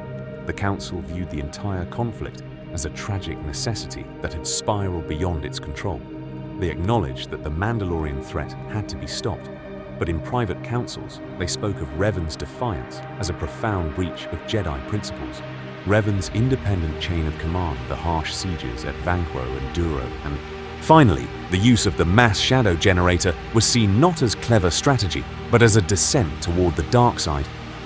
What followed was a series of difficult closed-door sessions where masters tried to understand how their own knights had come to follow another authority so completely. Around this time, formal inquiries became trials, the most infamous centered on Mitra Surik, the general who had given the final order at Malachor.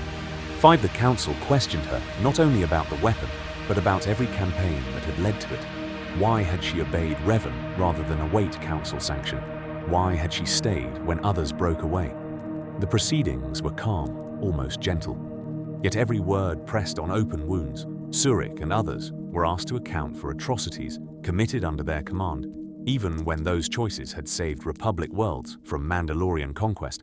The emotional distance between Council and veterans widened over time. Many returning Jedi felt that those who had stayed behind could not comprehend the impossible choices of the front lines. To them, the Masters spoke of patience, while they remembered Cathar's genocide and fleets burning above Outer Rim colonizers. The Council, in turn, sensed how deeply the war had scarred their auras and feared what that damage would shape in the decades to come. Mistrust settled in the spaces between every question and answer. In mishandling this trauma, and blame the Order planted the seeds of a far greater conflict when Revan finally returned from the unknown regions, changed by whatever dark empire waited there. What they found, there would change everything.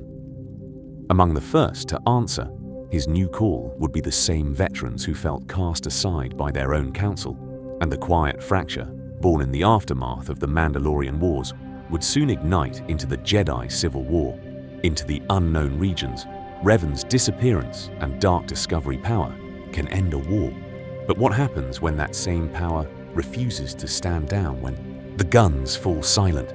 The answer is the story of Revan. After Malachor V, the Mandalorian fleets were broken, the Republic staggered toward peace, and the Jedi Council expected its wayward champions to return to the light side.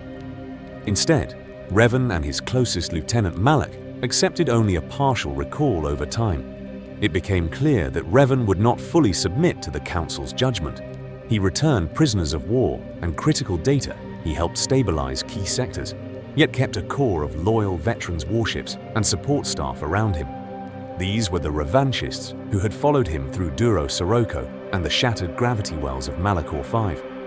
When the Council pressed for disarmament, Revan spoke of unfinished business, of a hidden Sith hand behind the Mandalorian crusade, and then he left. Ships began to vanish into the unknown regions. At first it seemed routine scouting, then the patterns grew stranger. Task forces jumped beyond established hyperlanes and never came back faint. Delayed reports mentioned dead stars and worlds scarred by ancient conflict. One probe droid recorded a gravity field that twisted sensors into nonsense and then fell silent. What followed was a slow realization that Revan had stepped off the edge of the known galactic map and taken an entire private armada with him. Centuries of rumor had hinted that the Great Hyperspace War had not truly destroyed every Sith remnant for thousands of years. Legends spoke of survivors fleeing beyond charted space, rebuilding in the dark. What Revan hunted was this shadow, and what they found there would change everything. Beyond the frontier lay a secret Sith empire, ruled by an unseen emperor, a being who had endured since the fall of the old Sith worlds and who had waited patiently for new instruments. This emperor understood the Mandalorian Wars better than most. To him, that conflict was a forge the Jedi, and the Republic had unknowingly tempered Revan and Malak into exactly what he required: decisive. Commanders already willing to bend morality for victory when Revan's forces finally reached his domain. They did not find allies. They found a trap. The Emperor seized their minds through overwhelming dark side power, shattering defenses that had held firm against Mandalore. The ultimate Revan and Malak were broken and then carefully reshaped. Their memories were carved apart. Their loyalties inverted, their brilliance in strategy and manipulation. Twisted to Sith purposes, under the Emperor's domination, they studied forgotten. Sith rituals learned the doctrines of an empire built entirely on conflict and conquest, and accepted new names as Dark Lords of the Sith Revan. In particular, became both student and weapon, a blade the Emperor intended to hurl back at the Republic. In this moment, the Mandalorian Wars revealed their hidden purpose. That terrible war had created the perfect champions for the next great conflict. The Jedi Civil War Revan would return, not as the savior the Council expected, but as the conqueror the unseen Sith had planned for all along. And the first sign of his return would be a new kind of darkness gathering at the edge of the Outer Rim, from savior to conqueror, the bridge into the Jedi Civil War. From that gathering darkness in the Outer Rim, Revan and Malak emerged not as returning champions, but as something far more dangerous. Power corrupts. But what happens when that power has been tempered in secret by an ancient Sith empire hidden beyond known space? The answer was written in the masks they kept, and the titles they no longer spoke aloud in Republic circles. Darth Revan and Darth Malak came home wearing the faces of saviors while carrying the will of the dark side in the years between Malachor V and their reappearance. They had followed the trail of the old Sith into the unknown regions. What they found there would change everything on worlds scarred by forgotten wars. They uncovered star maps, remnants of Rakatan technology pointing to a single, impossible construct. The Starforge, an ancient space station orbiting a dying star, fueled by the dark side itself. It did not merely build ships, it fed on conflict and in return spat out endless armadas. Once Revan reactivated the Starforge, the nature of the coming war was decided before the first shot was fired. In secret shipyards, hidden behind pirate flags and corporate fronts, new cruisers appeared, bearing no Republic markings. Mercenary fleets suddenly found themselves with advanced weaponry and droids of unknown manufacture. What followed was a silent rearmament that caught the Republic leadership completely off guard. By the time alarms were raised, Revan already commanded a shadow empire, in all but name. Around this time, his legend from the Mandalorian Wars became his most effective weapon. Many Jedi who had served under him remembered the commander who ended genocides and broke the Neo-Crusaders at Malachor V. Disillusioned by the Council's passivity, they answered his quiet summons, believing they were joining a more decisive defense of the Republic. The same pattern held among Republic officers admirals who had watched worlds burn while orders stalled in the Senate, now swore loyalty to Revan's harsher but clearer vision. This new order did not hide its methods. Revan applied the same ruthless logic from the Mandalorian front, but now against his former allies, he used feints on a galactic scale, sending decoy fleets to threaten core worlds, while his true forces struck shipyards at Ferost and communication hubs along the Palamian trade route. Infrastructure collapsed before major battles even began. Morale shattered as worlds surrendered without a fight, convinced resistance was mathematically hopeless. The Jedi Civil War was not a clean break from the Mandalorian Wars. It was their continuation. The story of a galaxy softened by one catastrophe and then reshaped by another. Over time, historians would argue whether Revan was villain or necessary monster, whether his authoritarian strategy might have prepared the Republic for threats still lurking in the dark. But to understand his legacy, one truth remains: this act of mercy would reshape galactic history.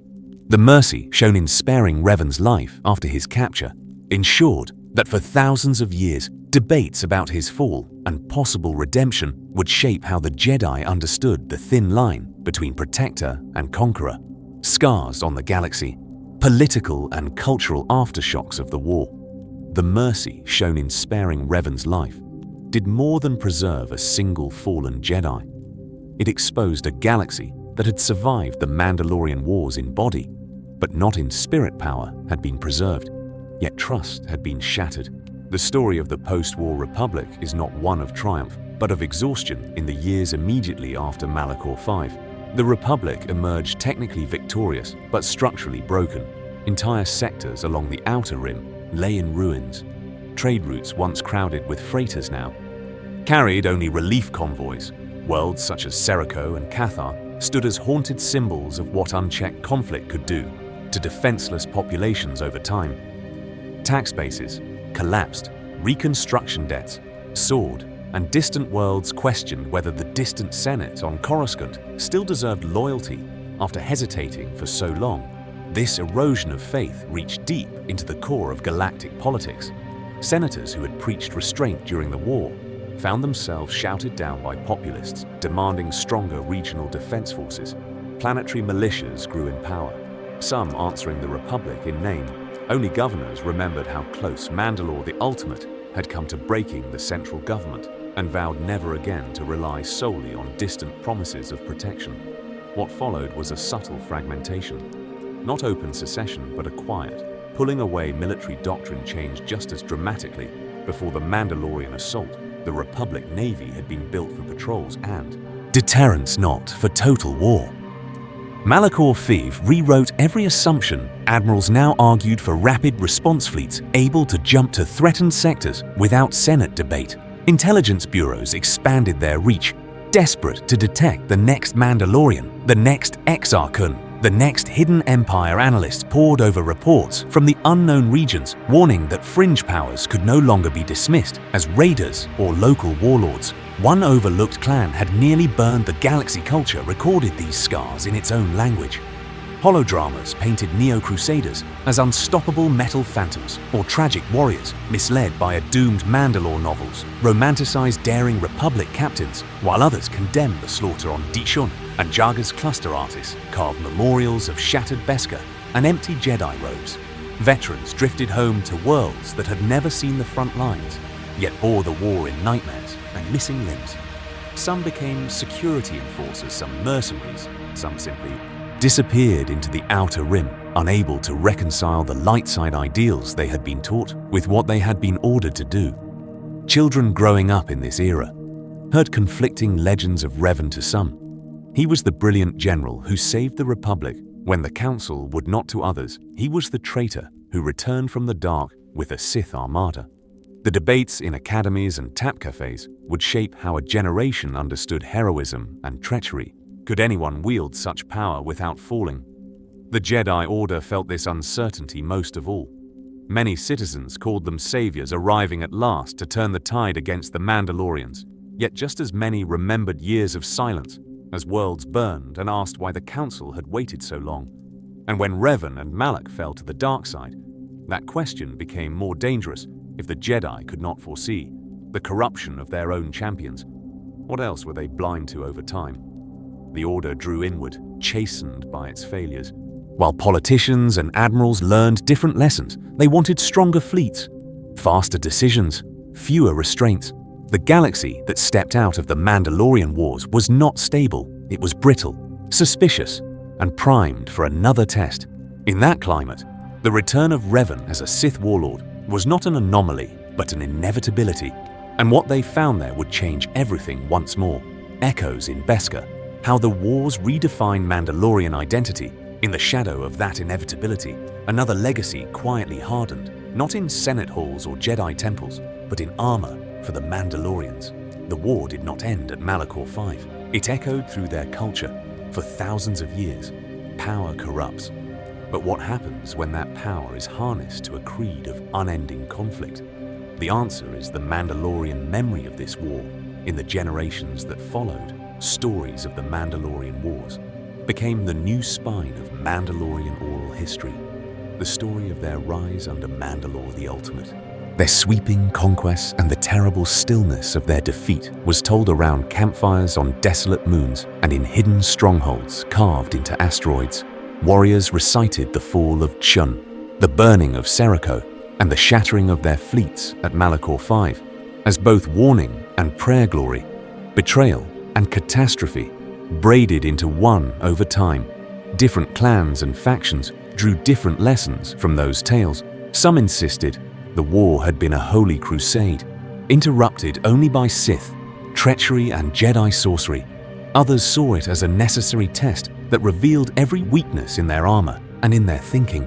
What followed was a painful reimagining of the Mandalorian way codes were rewritten to praise not only raw courage, but adaptability, cunning and survival. The warrior who lived to fight another day was no longer shamed, but honored. This shift opened the door to more flexible interpretations of the creed. Instead of a single conquering host, Mandalorians scattered as mercenaries.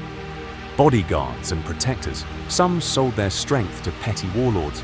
Others swore contracts to defend frontier worlds once ravaged by their ancestors. There were even Mandalorian companies that fought beside the descendants of their former enemies against pirates, Sith, cults, and dark side warlords. Yet through it all, they did not abandon their identity armor, remained sacred. Foundlings were still taken in, and the wrestlery endured. It was the purpose of the fight that changed, not the fact of it. For later Mandalorians, the ghosts of Revan and Malachor V were never distant when a clan leader considered joining a galactic conflict. The image of Mandalore the Ultimate, kneeling in the dust before Revan, stood beside every decision when fleets gathered above shattered worlds. Commanders remembered how a single superweapon had turned an invincible crusade into drifting wreckage. These memories would shape the choices of later protectors, resistance leaders, and even those who tried to rebuild. Mandalore itself, always with the same quiet question in mind: who truly benefits when Mandalorians go to war? In the end, the Mandalorian Wars were not remembered only as defeat. They hardened into a defining myth, a reminder of their greatest strength and of the danger of becoming weapons wielded by powers they did not understand. Once the Mandalorians had followed the promise of worthy battle into the gravity well of Malachor, the next era would test whether they had learned to choose their own battles and their own allies before the dark side chose for them. Wounds in the Force, Mitra Surik, the exile, and spiritual fallout. In the silence after Malachor V, the Mandalorian crusade ended, but something deeper had been broken. Power can shatter armies, yet what happens when that power tears at the fabric of the Force itself? The answer is the story of Mitra Surik, the Jedi who survived by becoming absent in 3960 BBY as the mass shadow generator ignited above Malachor. 5 Mitra stood on the command deck and gave the order. What followed was not victory, but annihilation. Mandalorian warships, Republic cruisers, soldiers from 100 worlds were dragged into the planet's gravity well and crushed into a storm of burning metal and stone. In that instant, the shock of countless deaths crashed through the Force, a wave of terror and pain that would shape everything that came after. The human mind was never meant to bear such a scream. Mitra's response was not conscious rebellion against the light side, but reflex. She turned away from the Force so completely that her connection simply fell silent, where a Jedi's presence should have been. There was a void, a wound in the Force itself, that both isolated her and made her a strange focal point, around which echoes of Malachor's horror continued to coil. When the war ended and Revan vanished into the unknown regions, the Jedi Council finally summoned the generals who had defied it. Mitra returned not as a conquering hero, but as an uncomfortable reminder that the Order had lost control of its own knights around 3959 BBY. The Council judged her for activating the mass shadow generator. They named her exile, stripped her of rank, and cast her out into the wider galactic population to disappear in shame to the Council. She was more than a single failure. She was a symbol of how far Jedi could fall when they embraced war and strategy over contemplation and restraint. This act of mercy would reshape galactic history. They did not execute her.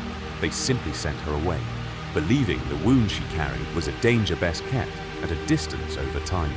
It became clear that Malachor V had not only scarred one Jedi, it had scarred the Force itself. Certain places and certain individuals carried lingering impressions of that catastrophe. Worlds touched by the Mandalorian Wars seemed haunted by visions and disturbances. Seers and prophets spoke of blind spots in the Force, where futures could not be clearly seen, as though the echo of that mass death still rang through the currents of the light side and the dark side alike. Years later, in the era of Knights of the Old Republic, two Metra's return from the Outer Rim reopened these questions. Her journey through ruined battlefields and fallen Jedi enclaves forced the Order's survivors to confront guilt, responsibility, and the uncomfortable truth that the Jedi had helped create the very Sith Empire, now rising in Revan's wake. The conflict that had begun as a Mandalorian crusade had become a spiritual catastrophe, whose aftershocks would shape the next generation of Sith Lords and Jedi alike. And on the dead world of Malachor, the deepest echo of that wound still waited to be heard. Lessons the Jedi tried to learn, and those they ignored in the quiet. After Malachor, the Jedi turned inward. The Order that had hesitated at the edge of the Mandalorian conflict now faced an even more troubling question: had restraint preserved the light side, or simply abandoned the Republic to burn? The story of their self-examination would shape every war they fought afterward. In the years immediately following the Mandalorian Wars, the High Council convened inquiry after inquiry. Masters debated in vaulted chambers on Coruscant and Dantooine. Some argued that intervention should have come earlier, that a controlled Jedi campaign might have prevented Revan's rise. Others insisted that his defiance had been inevitable, that the dark currents behind the war would always have found a champion over time.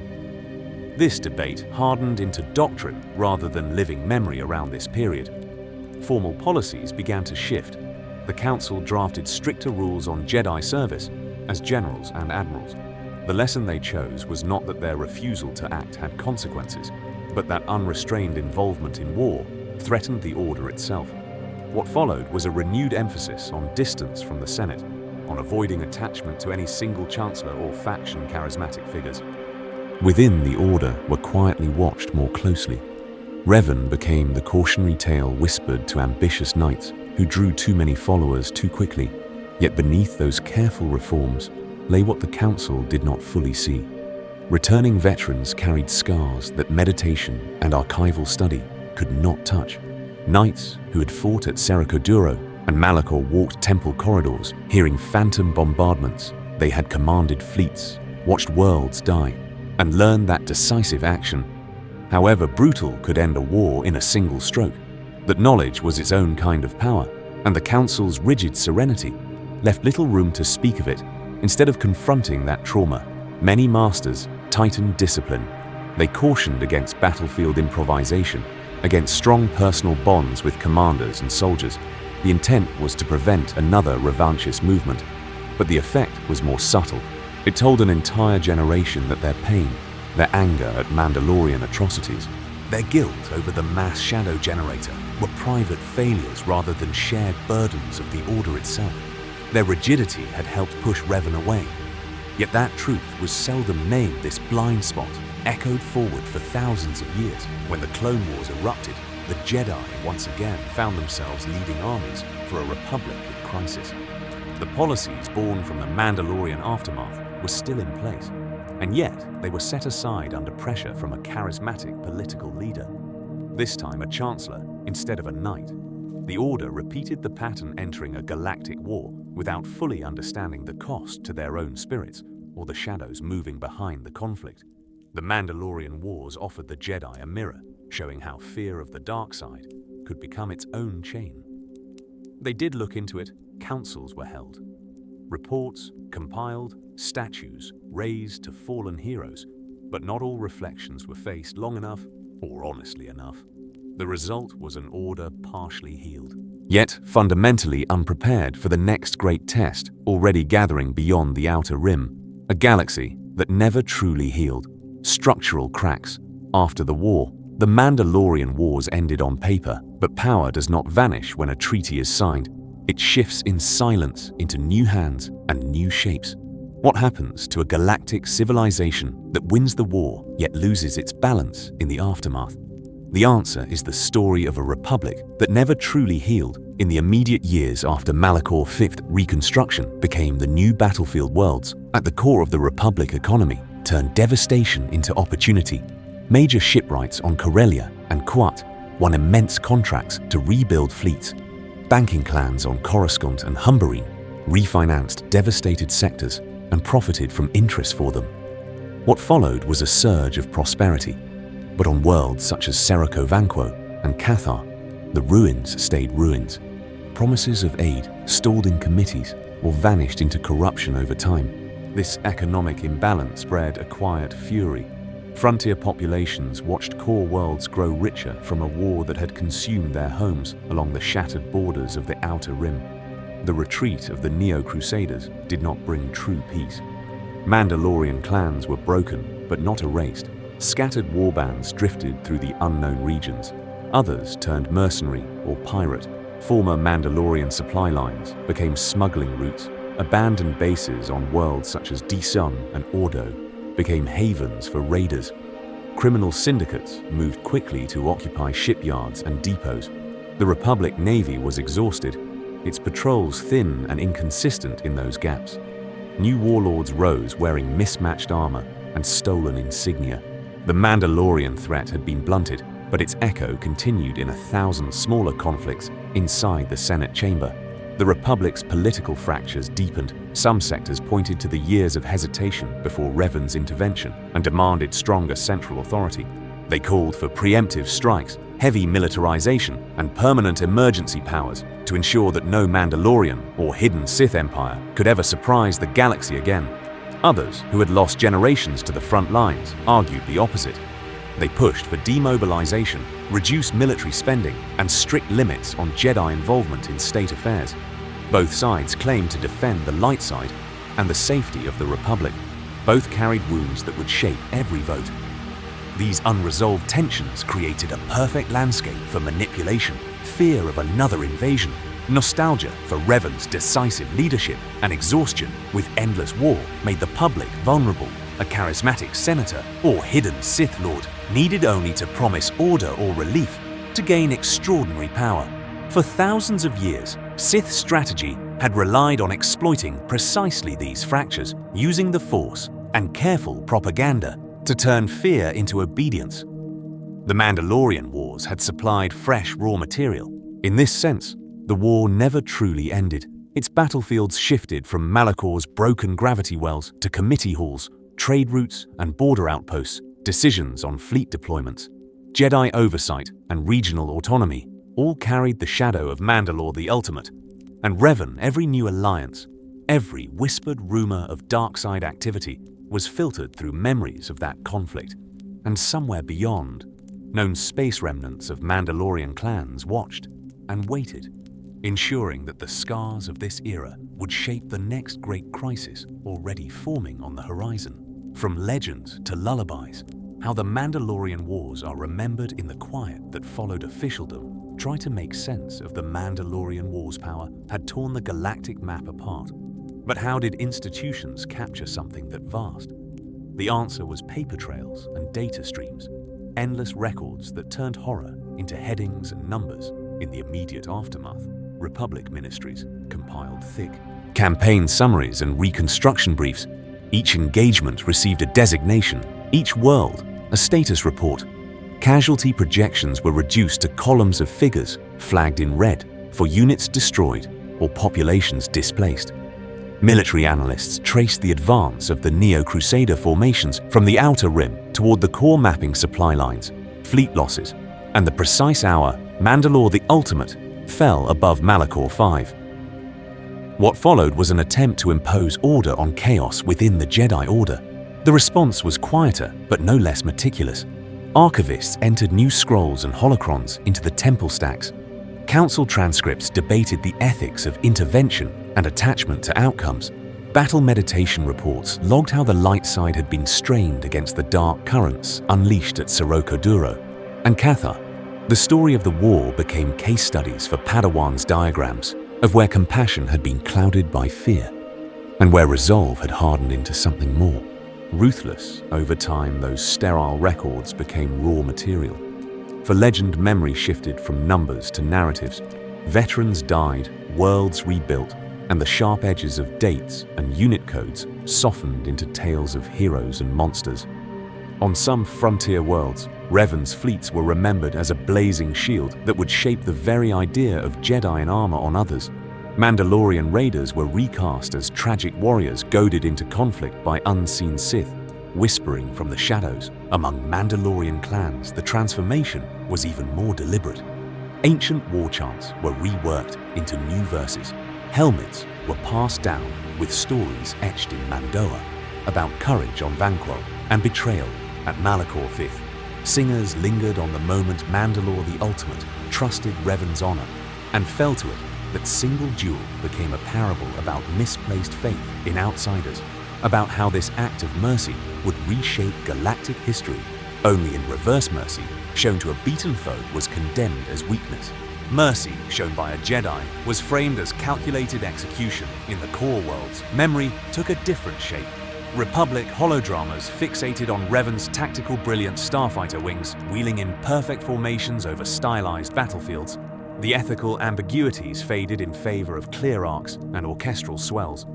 For the next 1,000 years, classroom holos would replay simplified campaigns where the Republic hesitated, the Jedi arrived, and the invaders were driven back. Almost no one mentioned the mass shadow generator by name. Within the Jedi Temple, the war settled into a cautionary murmur. Masters spoke of it as a lesson in how attachment to victory could open doors to the dark side. Training halls echoed with quiet reminders that even a righteous cause could become a chain, binding a Jedi to fear of failure and lust for control. As centuries passed, many of the worlds scarred by the conflict slipped beneath the surface of galactic awareness. Shattered shipyards on Serikal rusted into orbital graveyards. Cathar's sands slowly reclaimed the glassed scars left by bombardment. Nameless outposts, once burned by raiders, were resettled by colonists who knew nothing of Mandalore the Ultimate or of Revan's fleets. Only the Force remembered every life lost, each flash of terror, each final act of defiance, lingering as faint ripples in the current. Imagine drifting now through those forgotten battlefields, in the dark between stars, a silent cruiser coasting past fractured hulls and frozen debris. The only sound a distant hum of hyperdrives and subspace traffic from far-off lanes. The Mandalorian Wars remain there as echoes, not in shouted commands or detonations, but in the way certain regions feel heavier or colder to those attuned to the light side and the dark. A quiet resonance beneath the galactic present, suggesting that even when history moves on, the places it touched do not entirely let go. Echoes into the film era. Subtle threads from Mandalore to Skywalker over time. Years. The Mandalorian Wars slipped from years. The Mandalorian Wars slipped from living memory into legend by the age of the prequel and original trilogies. The battles of Malachor V and Serikal were as distant as myths, yet their shadows still touched the galactic present in subtle ways. In this later era, the sight of Beskar armor still carried an old weight power wrapped in history. Mandalorian gear was not merely practical protection. It was the last visible remnant of a culture that once challenged the Republic at its height. The T-shaped visor, the segmented plates, the wrist-mounted weapons all echoed the standardized Neo-Crusader panoply forged under Mandalore the Ultimate. What followed was a long decline, yet the silhouette endured as a warning and a promise. When a quiet armored hunter called Boba Fett stood at Darth Vader's side on the Executor, the story of those ancient warriors flickered through the margins of the scene to Imperial officers. He was a tool to the underworld. He was an apex predator. But to those who remembered the archives, his presence suggested something older. The idea that Mandalorians remained elite fighters whose reputation would shape expectations before a single shot was fired. Later, Din Djarin's reverent care for his armor and creed in the Mandalorian series traced a direct emotional line back to that long martial tradition born in the fires of the Mandalorian Wars. There were deeper parallels as well in the prequel era. The Jedi once again found themselves drawn into a war. They did not start. The Clone Wars began as a crisis on the galactic fringe, grew through hesitation and miscalculation, and then consumed the Republic. This mirrored the Old Council's paralysis during the Mandalorian invasions, and once more, a hidden Sith presence used that hesitation. Sidious, as surely as Revan's unseen manipulators turned conflict into a ladder for empire.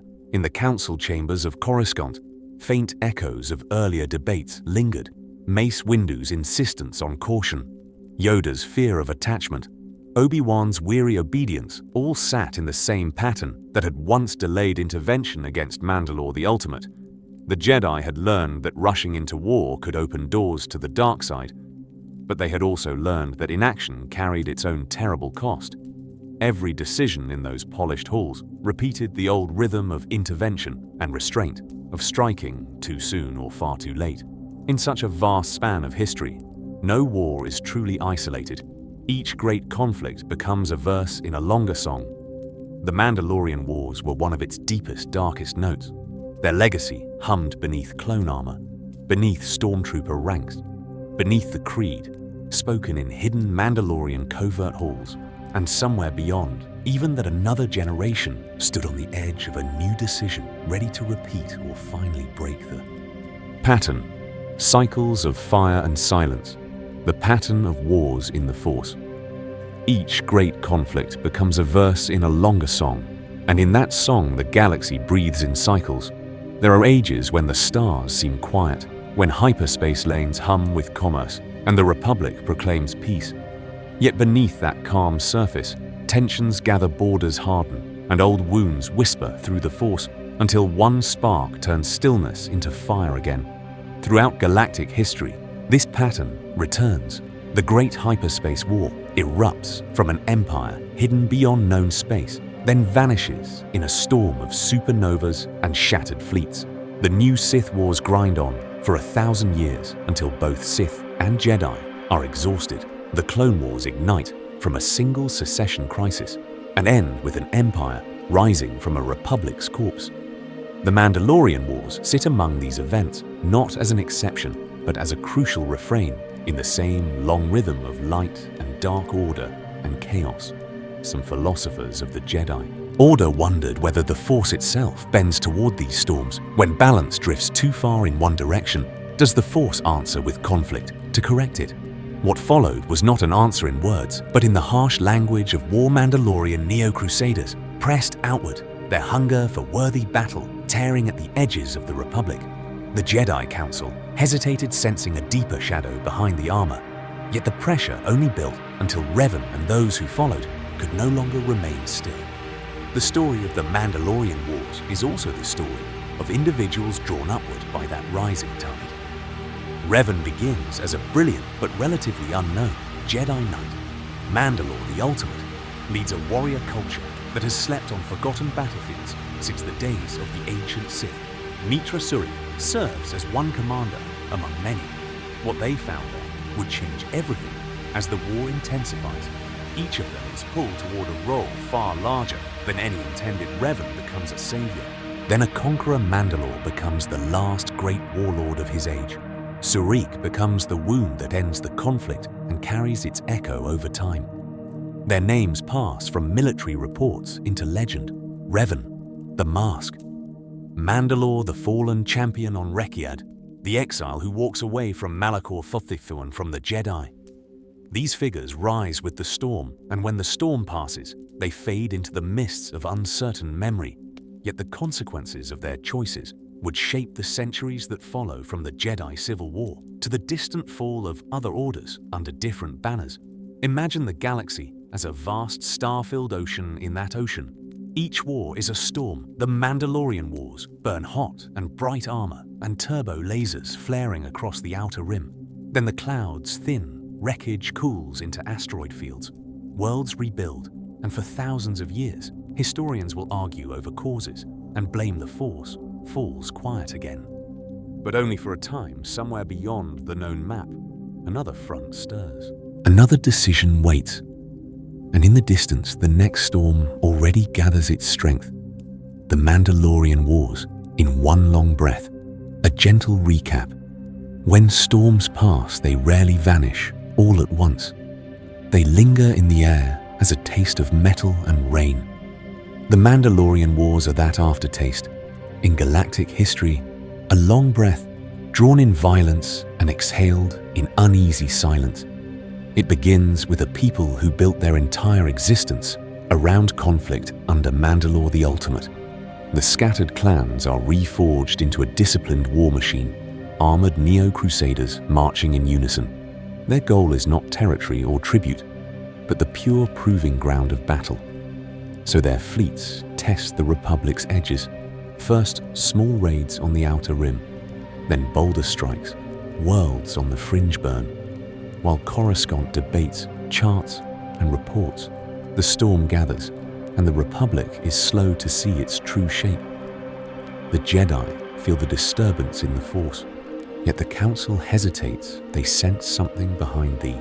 Mandalorians a shadow that smells of Sith influence, and so they choose restraint, hoping to avoid a wider war. But restraint has a cost. Over time, border skirmishes swell into campaigns. Vanquo's defenses crumble under precise bombardment. Seriko's surface is scoured by nuclear fire. Duro's ancient shipyards fall into ruin. Refugees scatter into the hyperlanes, carrying stories of armored warriors who seem to fear nothing from this paralysis. Rises a single defiant current. The story of Revan begins as a brilliant Jedi Knight who cannot accept inaction, gathering followers who call themselves revanchists. Revan breaks with the Council and goes to the front in secret. At first, tactics are clean-measured defensive, but what followed was a steady escalation.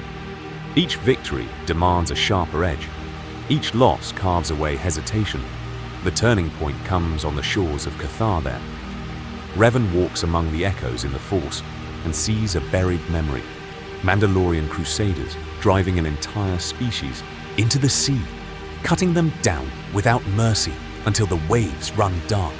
This vision of genocide fixes the war in Revan's mind as a moral absolute. From that moment, command is not requested. It is taken. Fleets rally to a mask and a voice that promise decisive action. Years grind by. In a chain of brutal engagements, Revan and Malak become masters of unconventional strategy. Ambushes, traps, feints that leave Mandalorian task forces shattered. Yet each triumph hardens them. The line between necessary ruthlessness and the dark side thins. Then a final decision is made. The war will end at a dead world already twisted by ancient power. Malachor V. There the Republic fleet lures Mandalore the Ultimate's armada into a killing field buried on the surface, waits a terrible device, the mass shadow generator. When it activates gravity, itself turns predator ships are crushed into splinters. Planet-side armies are dragged into chasms. The Force screams in the silence that follows. Mandalore falls impersonal. Combat to Revan, his mask taken as a symbol of total defeat. The clans are disarmed, their weapons collected, their war banners lowered, yet they do not vanish. They retreat into scattered enclaves, carrying their creed in whispers with victory. Claimed Revan and Malak pursue the hidden influence they once feared, vanishing into the unknown regions. What they found there would change everything. The Republic remains technically intact, but hollowed the Jedi Order survives, yet fractures within debates over the war's morality. And the Council's caution never truly heal this act of mercy toward a wounded Republic. And a broken order would reshape galactic history, because in the ruins of the Mandalorian Wars lie the seeds of something darker.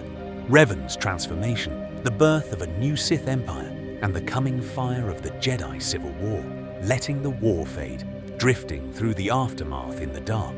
In the silence that follows, such ruined power itself seems to exhale once the last reports are filed and the last wounded are carried from the field. What followed was not another charge or another desperate stand, but a long slow, drifting away from the edge of annihilation. It begins far above Malachor V, where shattered hulls still hang, suspended in the wounded gravity wells, a graveyard of metal and memory, turning ever so slightly against the backdrop of distant stars. A slow passage through that orbital wreckage reveals derelict cruisers split cleanly in half, Mandalorian carriers with their hangar bays torn open, and Republic frigates frozen mid-maneuver, their engines dark, their shields long since failed. Over time, these ships become silent monuments to a war that once threatened to unmake the Galactic Order. Now their only motion is the gentle spin imparted by the final shockwaves of the mass shadow generator. Faint light from a distant sun glints off broken armor plates, then fades again into shadow, far from Malachor, on forgotten worlds where armies once clashed the surface.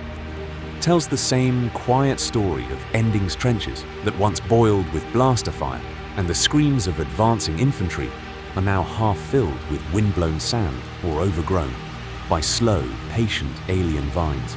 The sharp smell of ozone and burning fuel has been replaced by the dry scent of dust, by the cool fragrance of rain seeping into cracked duracrete in places where artillery once pounded the ground into glass. Small, stubborn plants push up through the fractures, and insect wings hum where war machines once roared on remote moons that never made it into official histories. Mandalorian helmets lie half buried in the soil, their once bright paint dulled to matte grey by centuries of wind and frost. The proud, T-shaped visors stare up at unfamiliar constellations, seeing nothing, hearing only the soft crunch of small feet, as children of a new era race past them, chasing a training remote or a simple ball for them. The Mandalorian Wars are not living terror, but only a lesson in a holotext or a half-remembered tale from a grandparent told at the end of a long day over time. The great campaigns and decisive strategies that would shape Revan's legend collapse into a handful of names and dates for most citizens of the Republic. The conflict becomes only an entry in a data file, a quiet memorial on a provincial world, or a statue in a government plaza. The Force still carries an echo of those days, faint impressions of fire and command and the cold certainty of sacrifice. But they surface now only in dreams, in the visions of rare Jedi who walk too close to old battlefields and wonder who stood there before them. In this softened distance, the story of the Mandalorian Wars loses its sharp edges. The dark brilliance of tactics and the horror of planetary bombardments blur into the broader truth that all wars, even the greatest, eventually grow quiet. What they found there would change everything. Shifts from specific planets and fleets to the simple realization that every empire, every crusade and every clash between dark side and light side is temporary for thousands of years.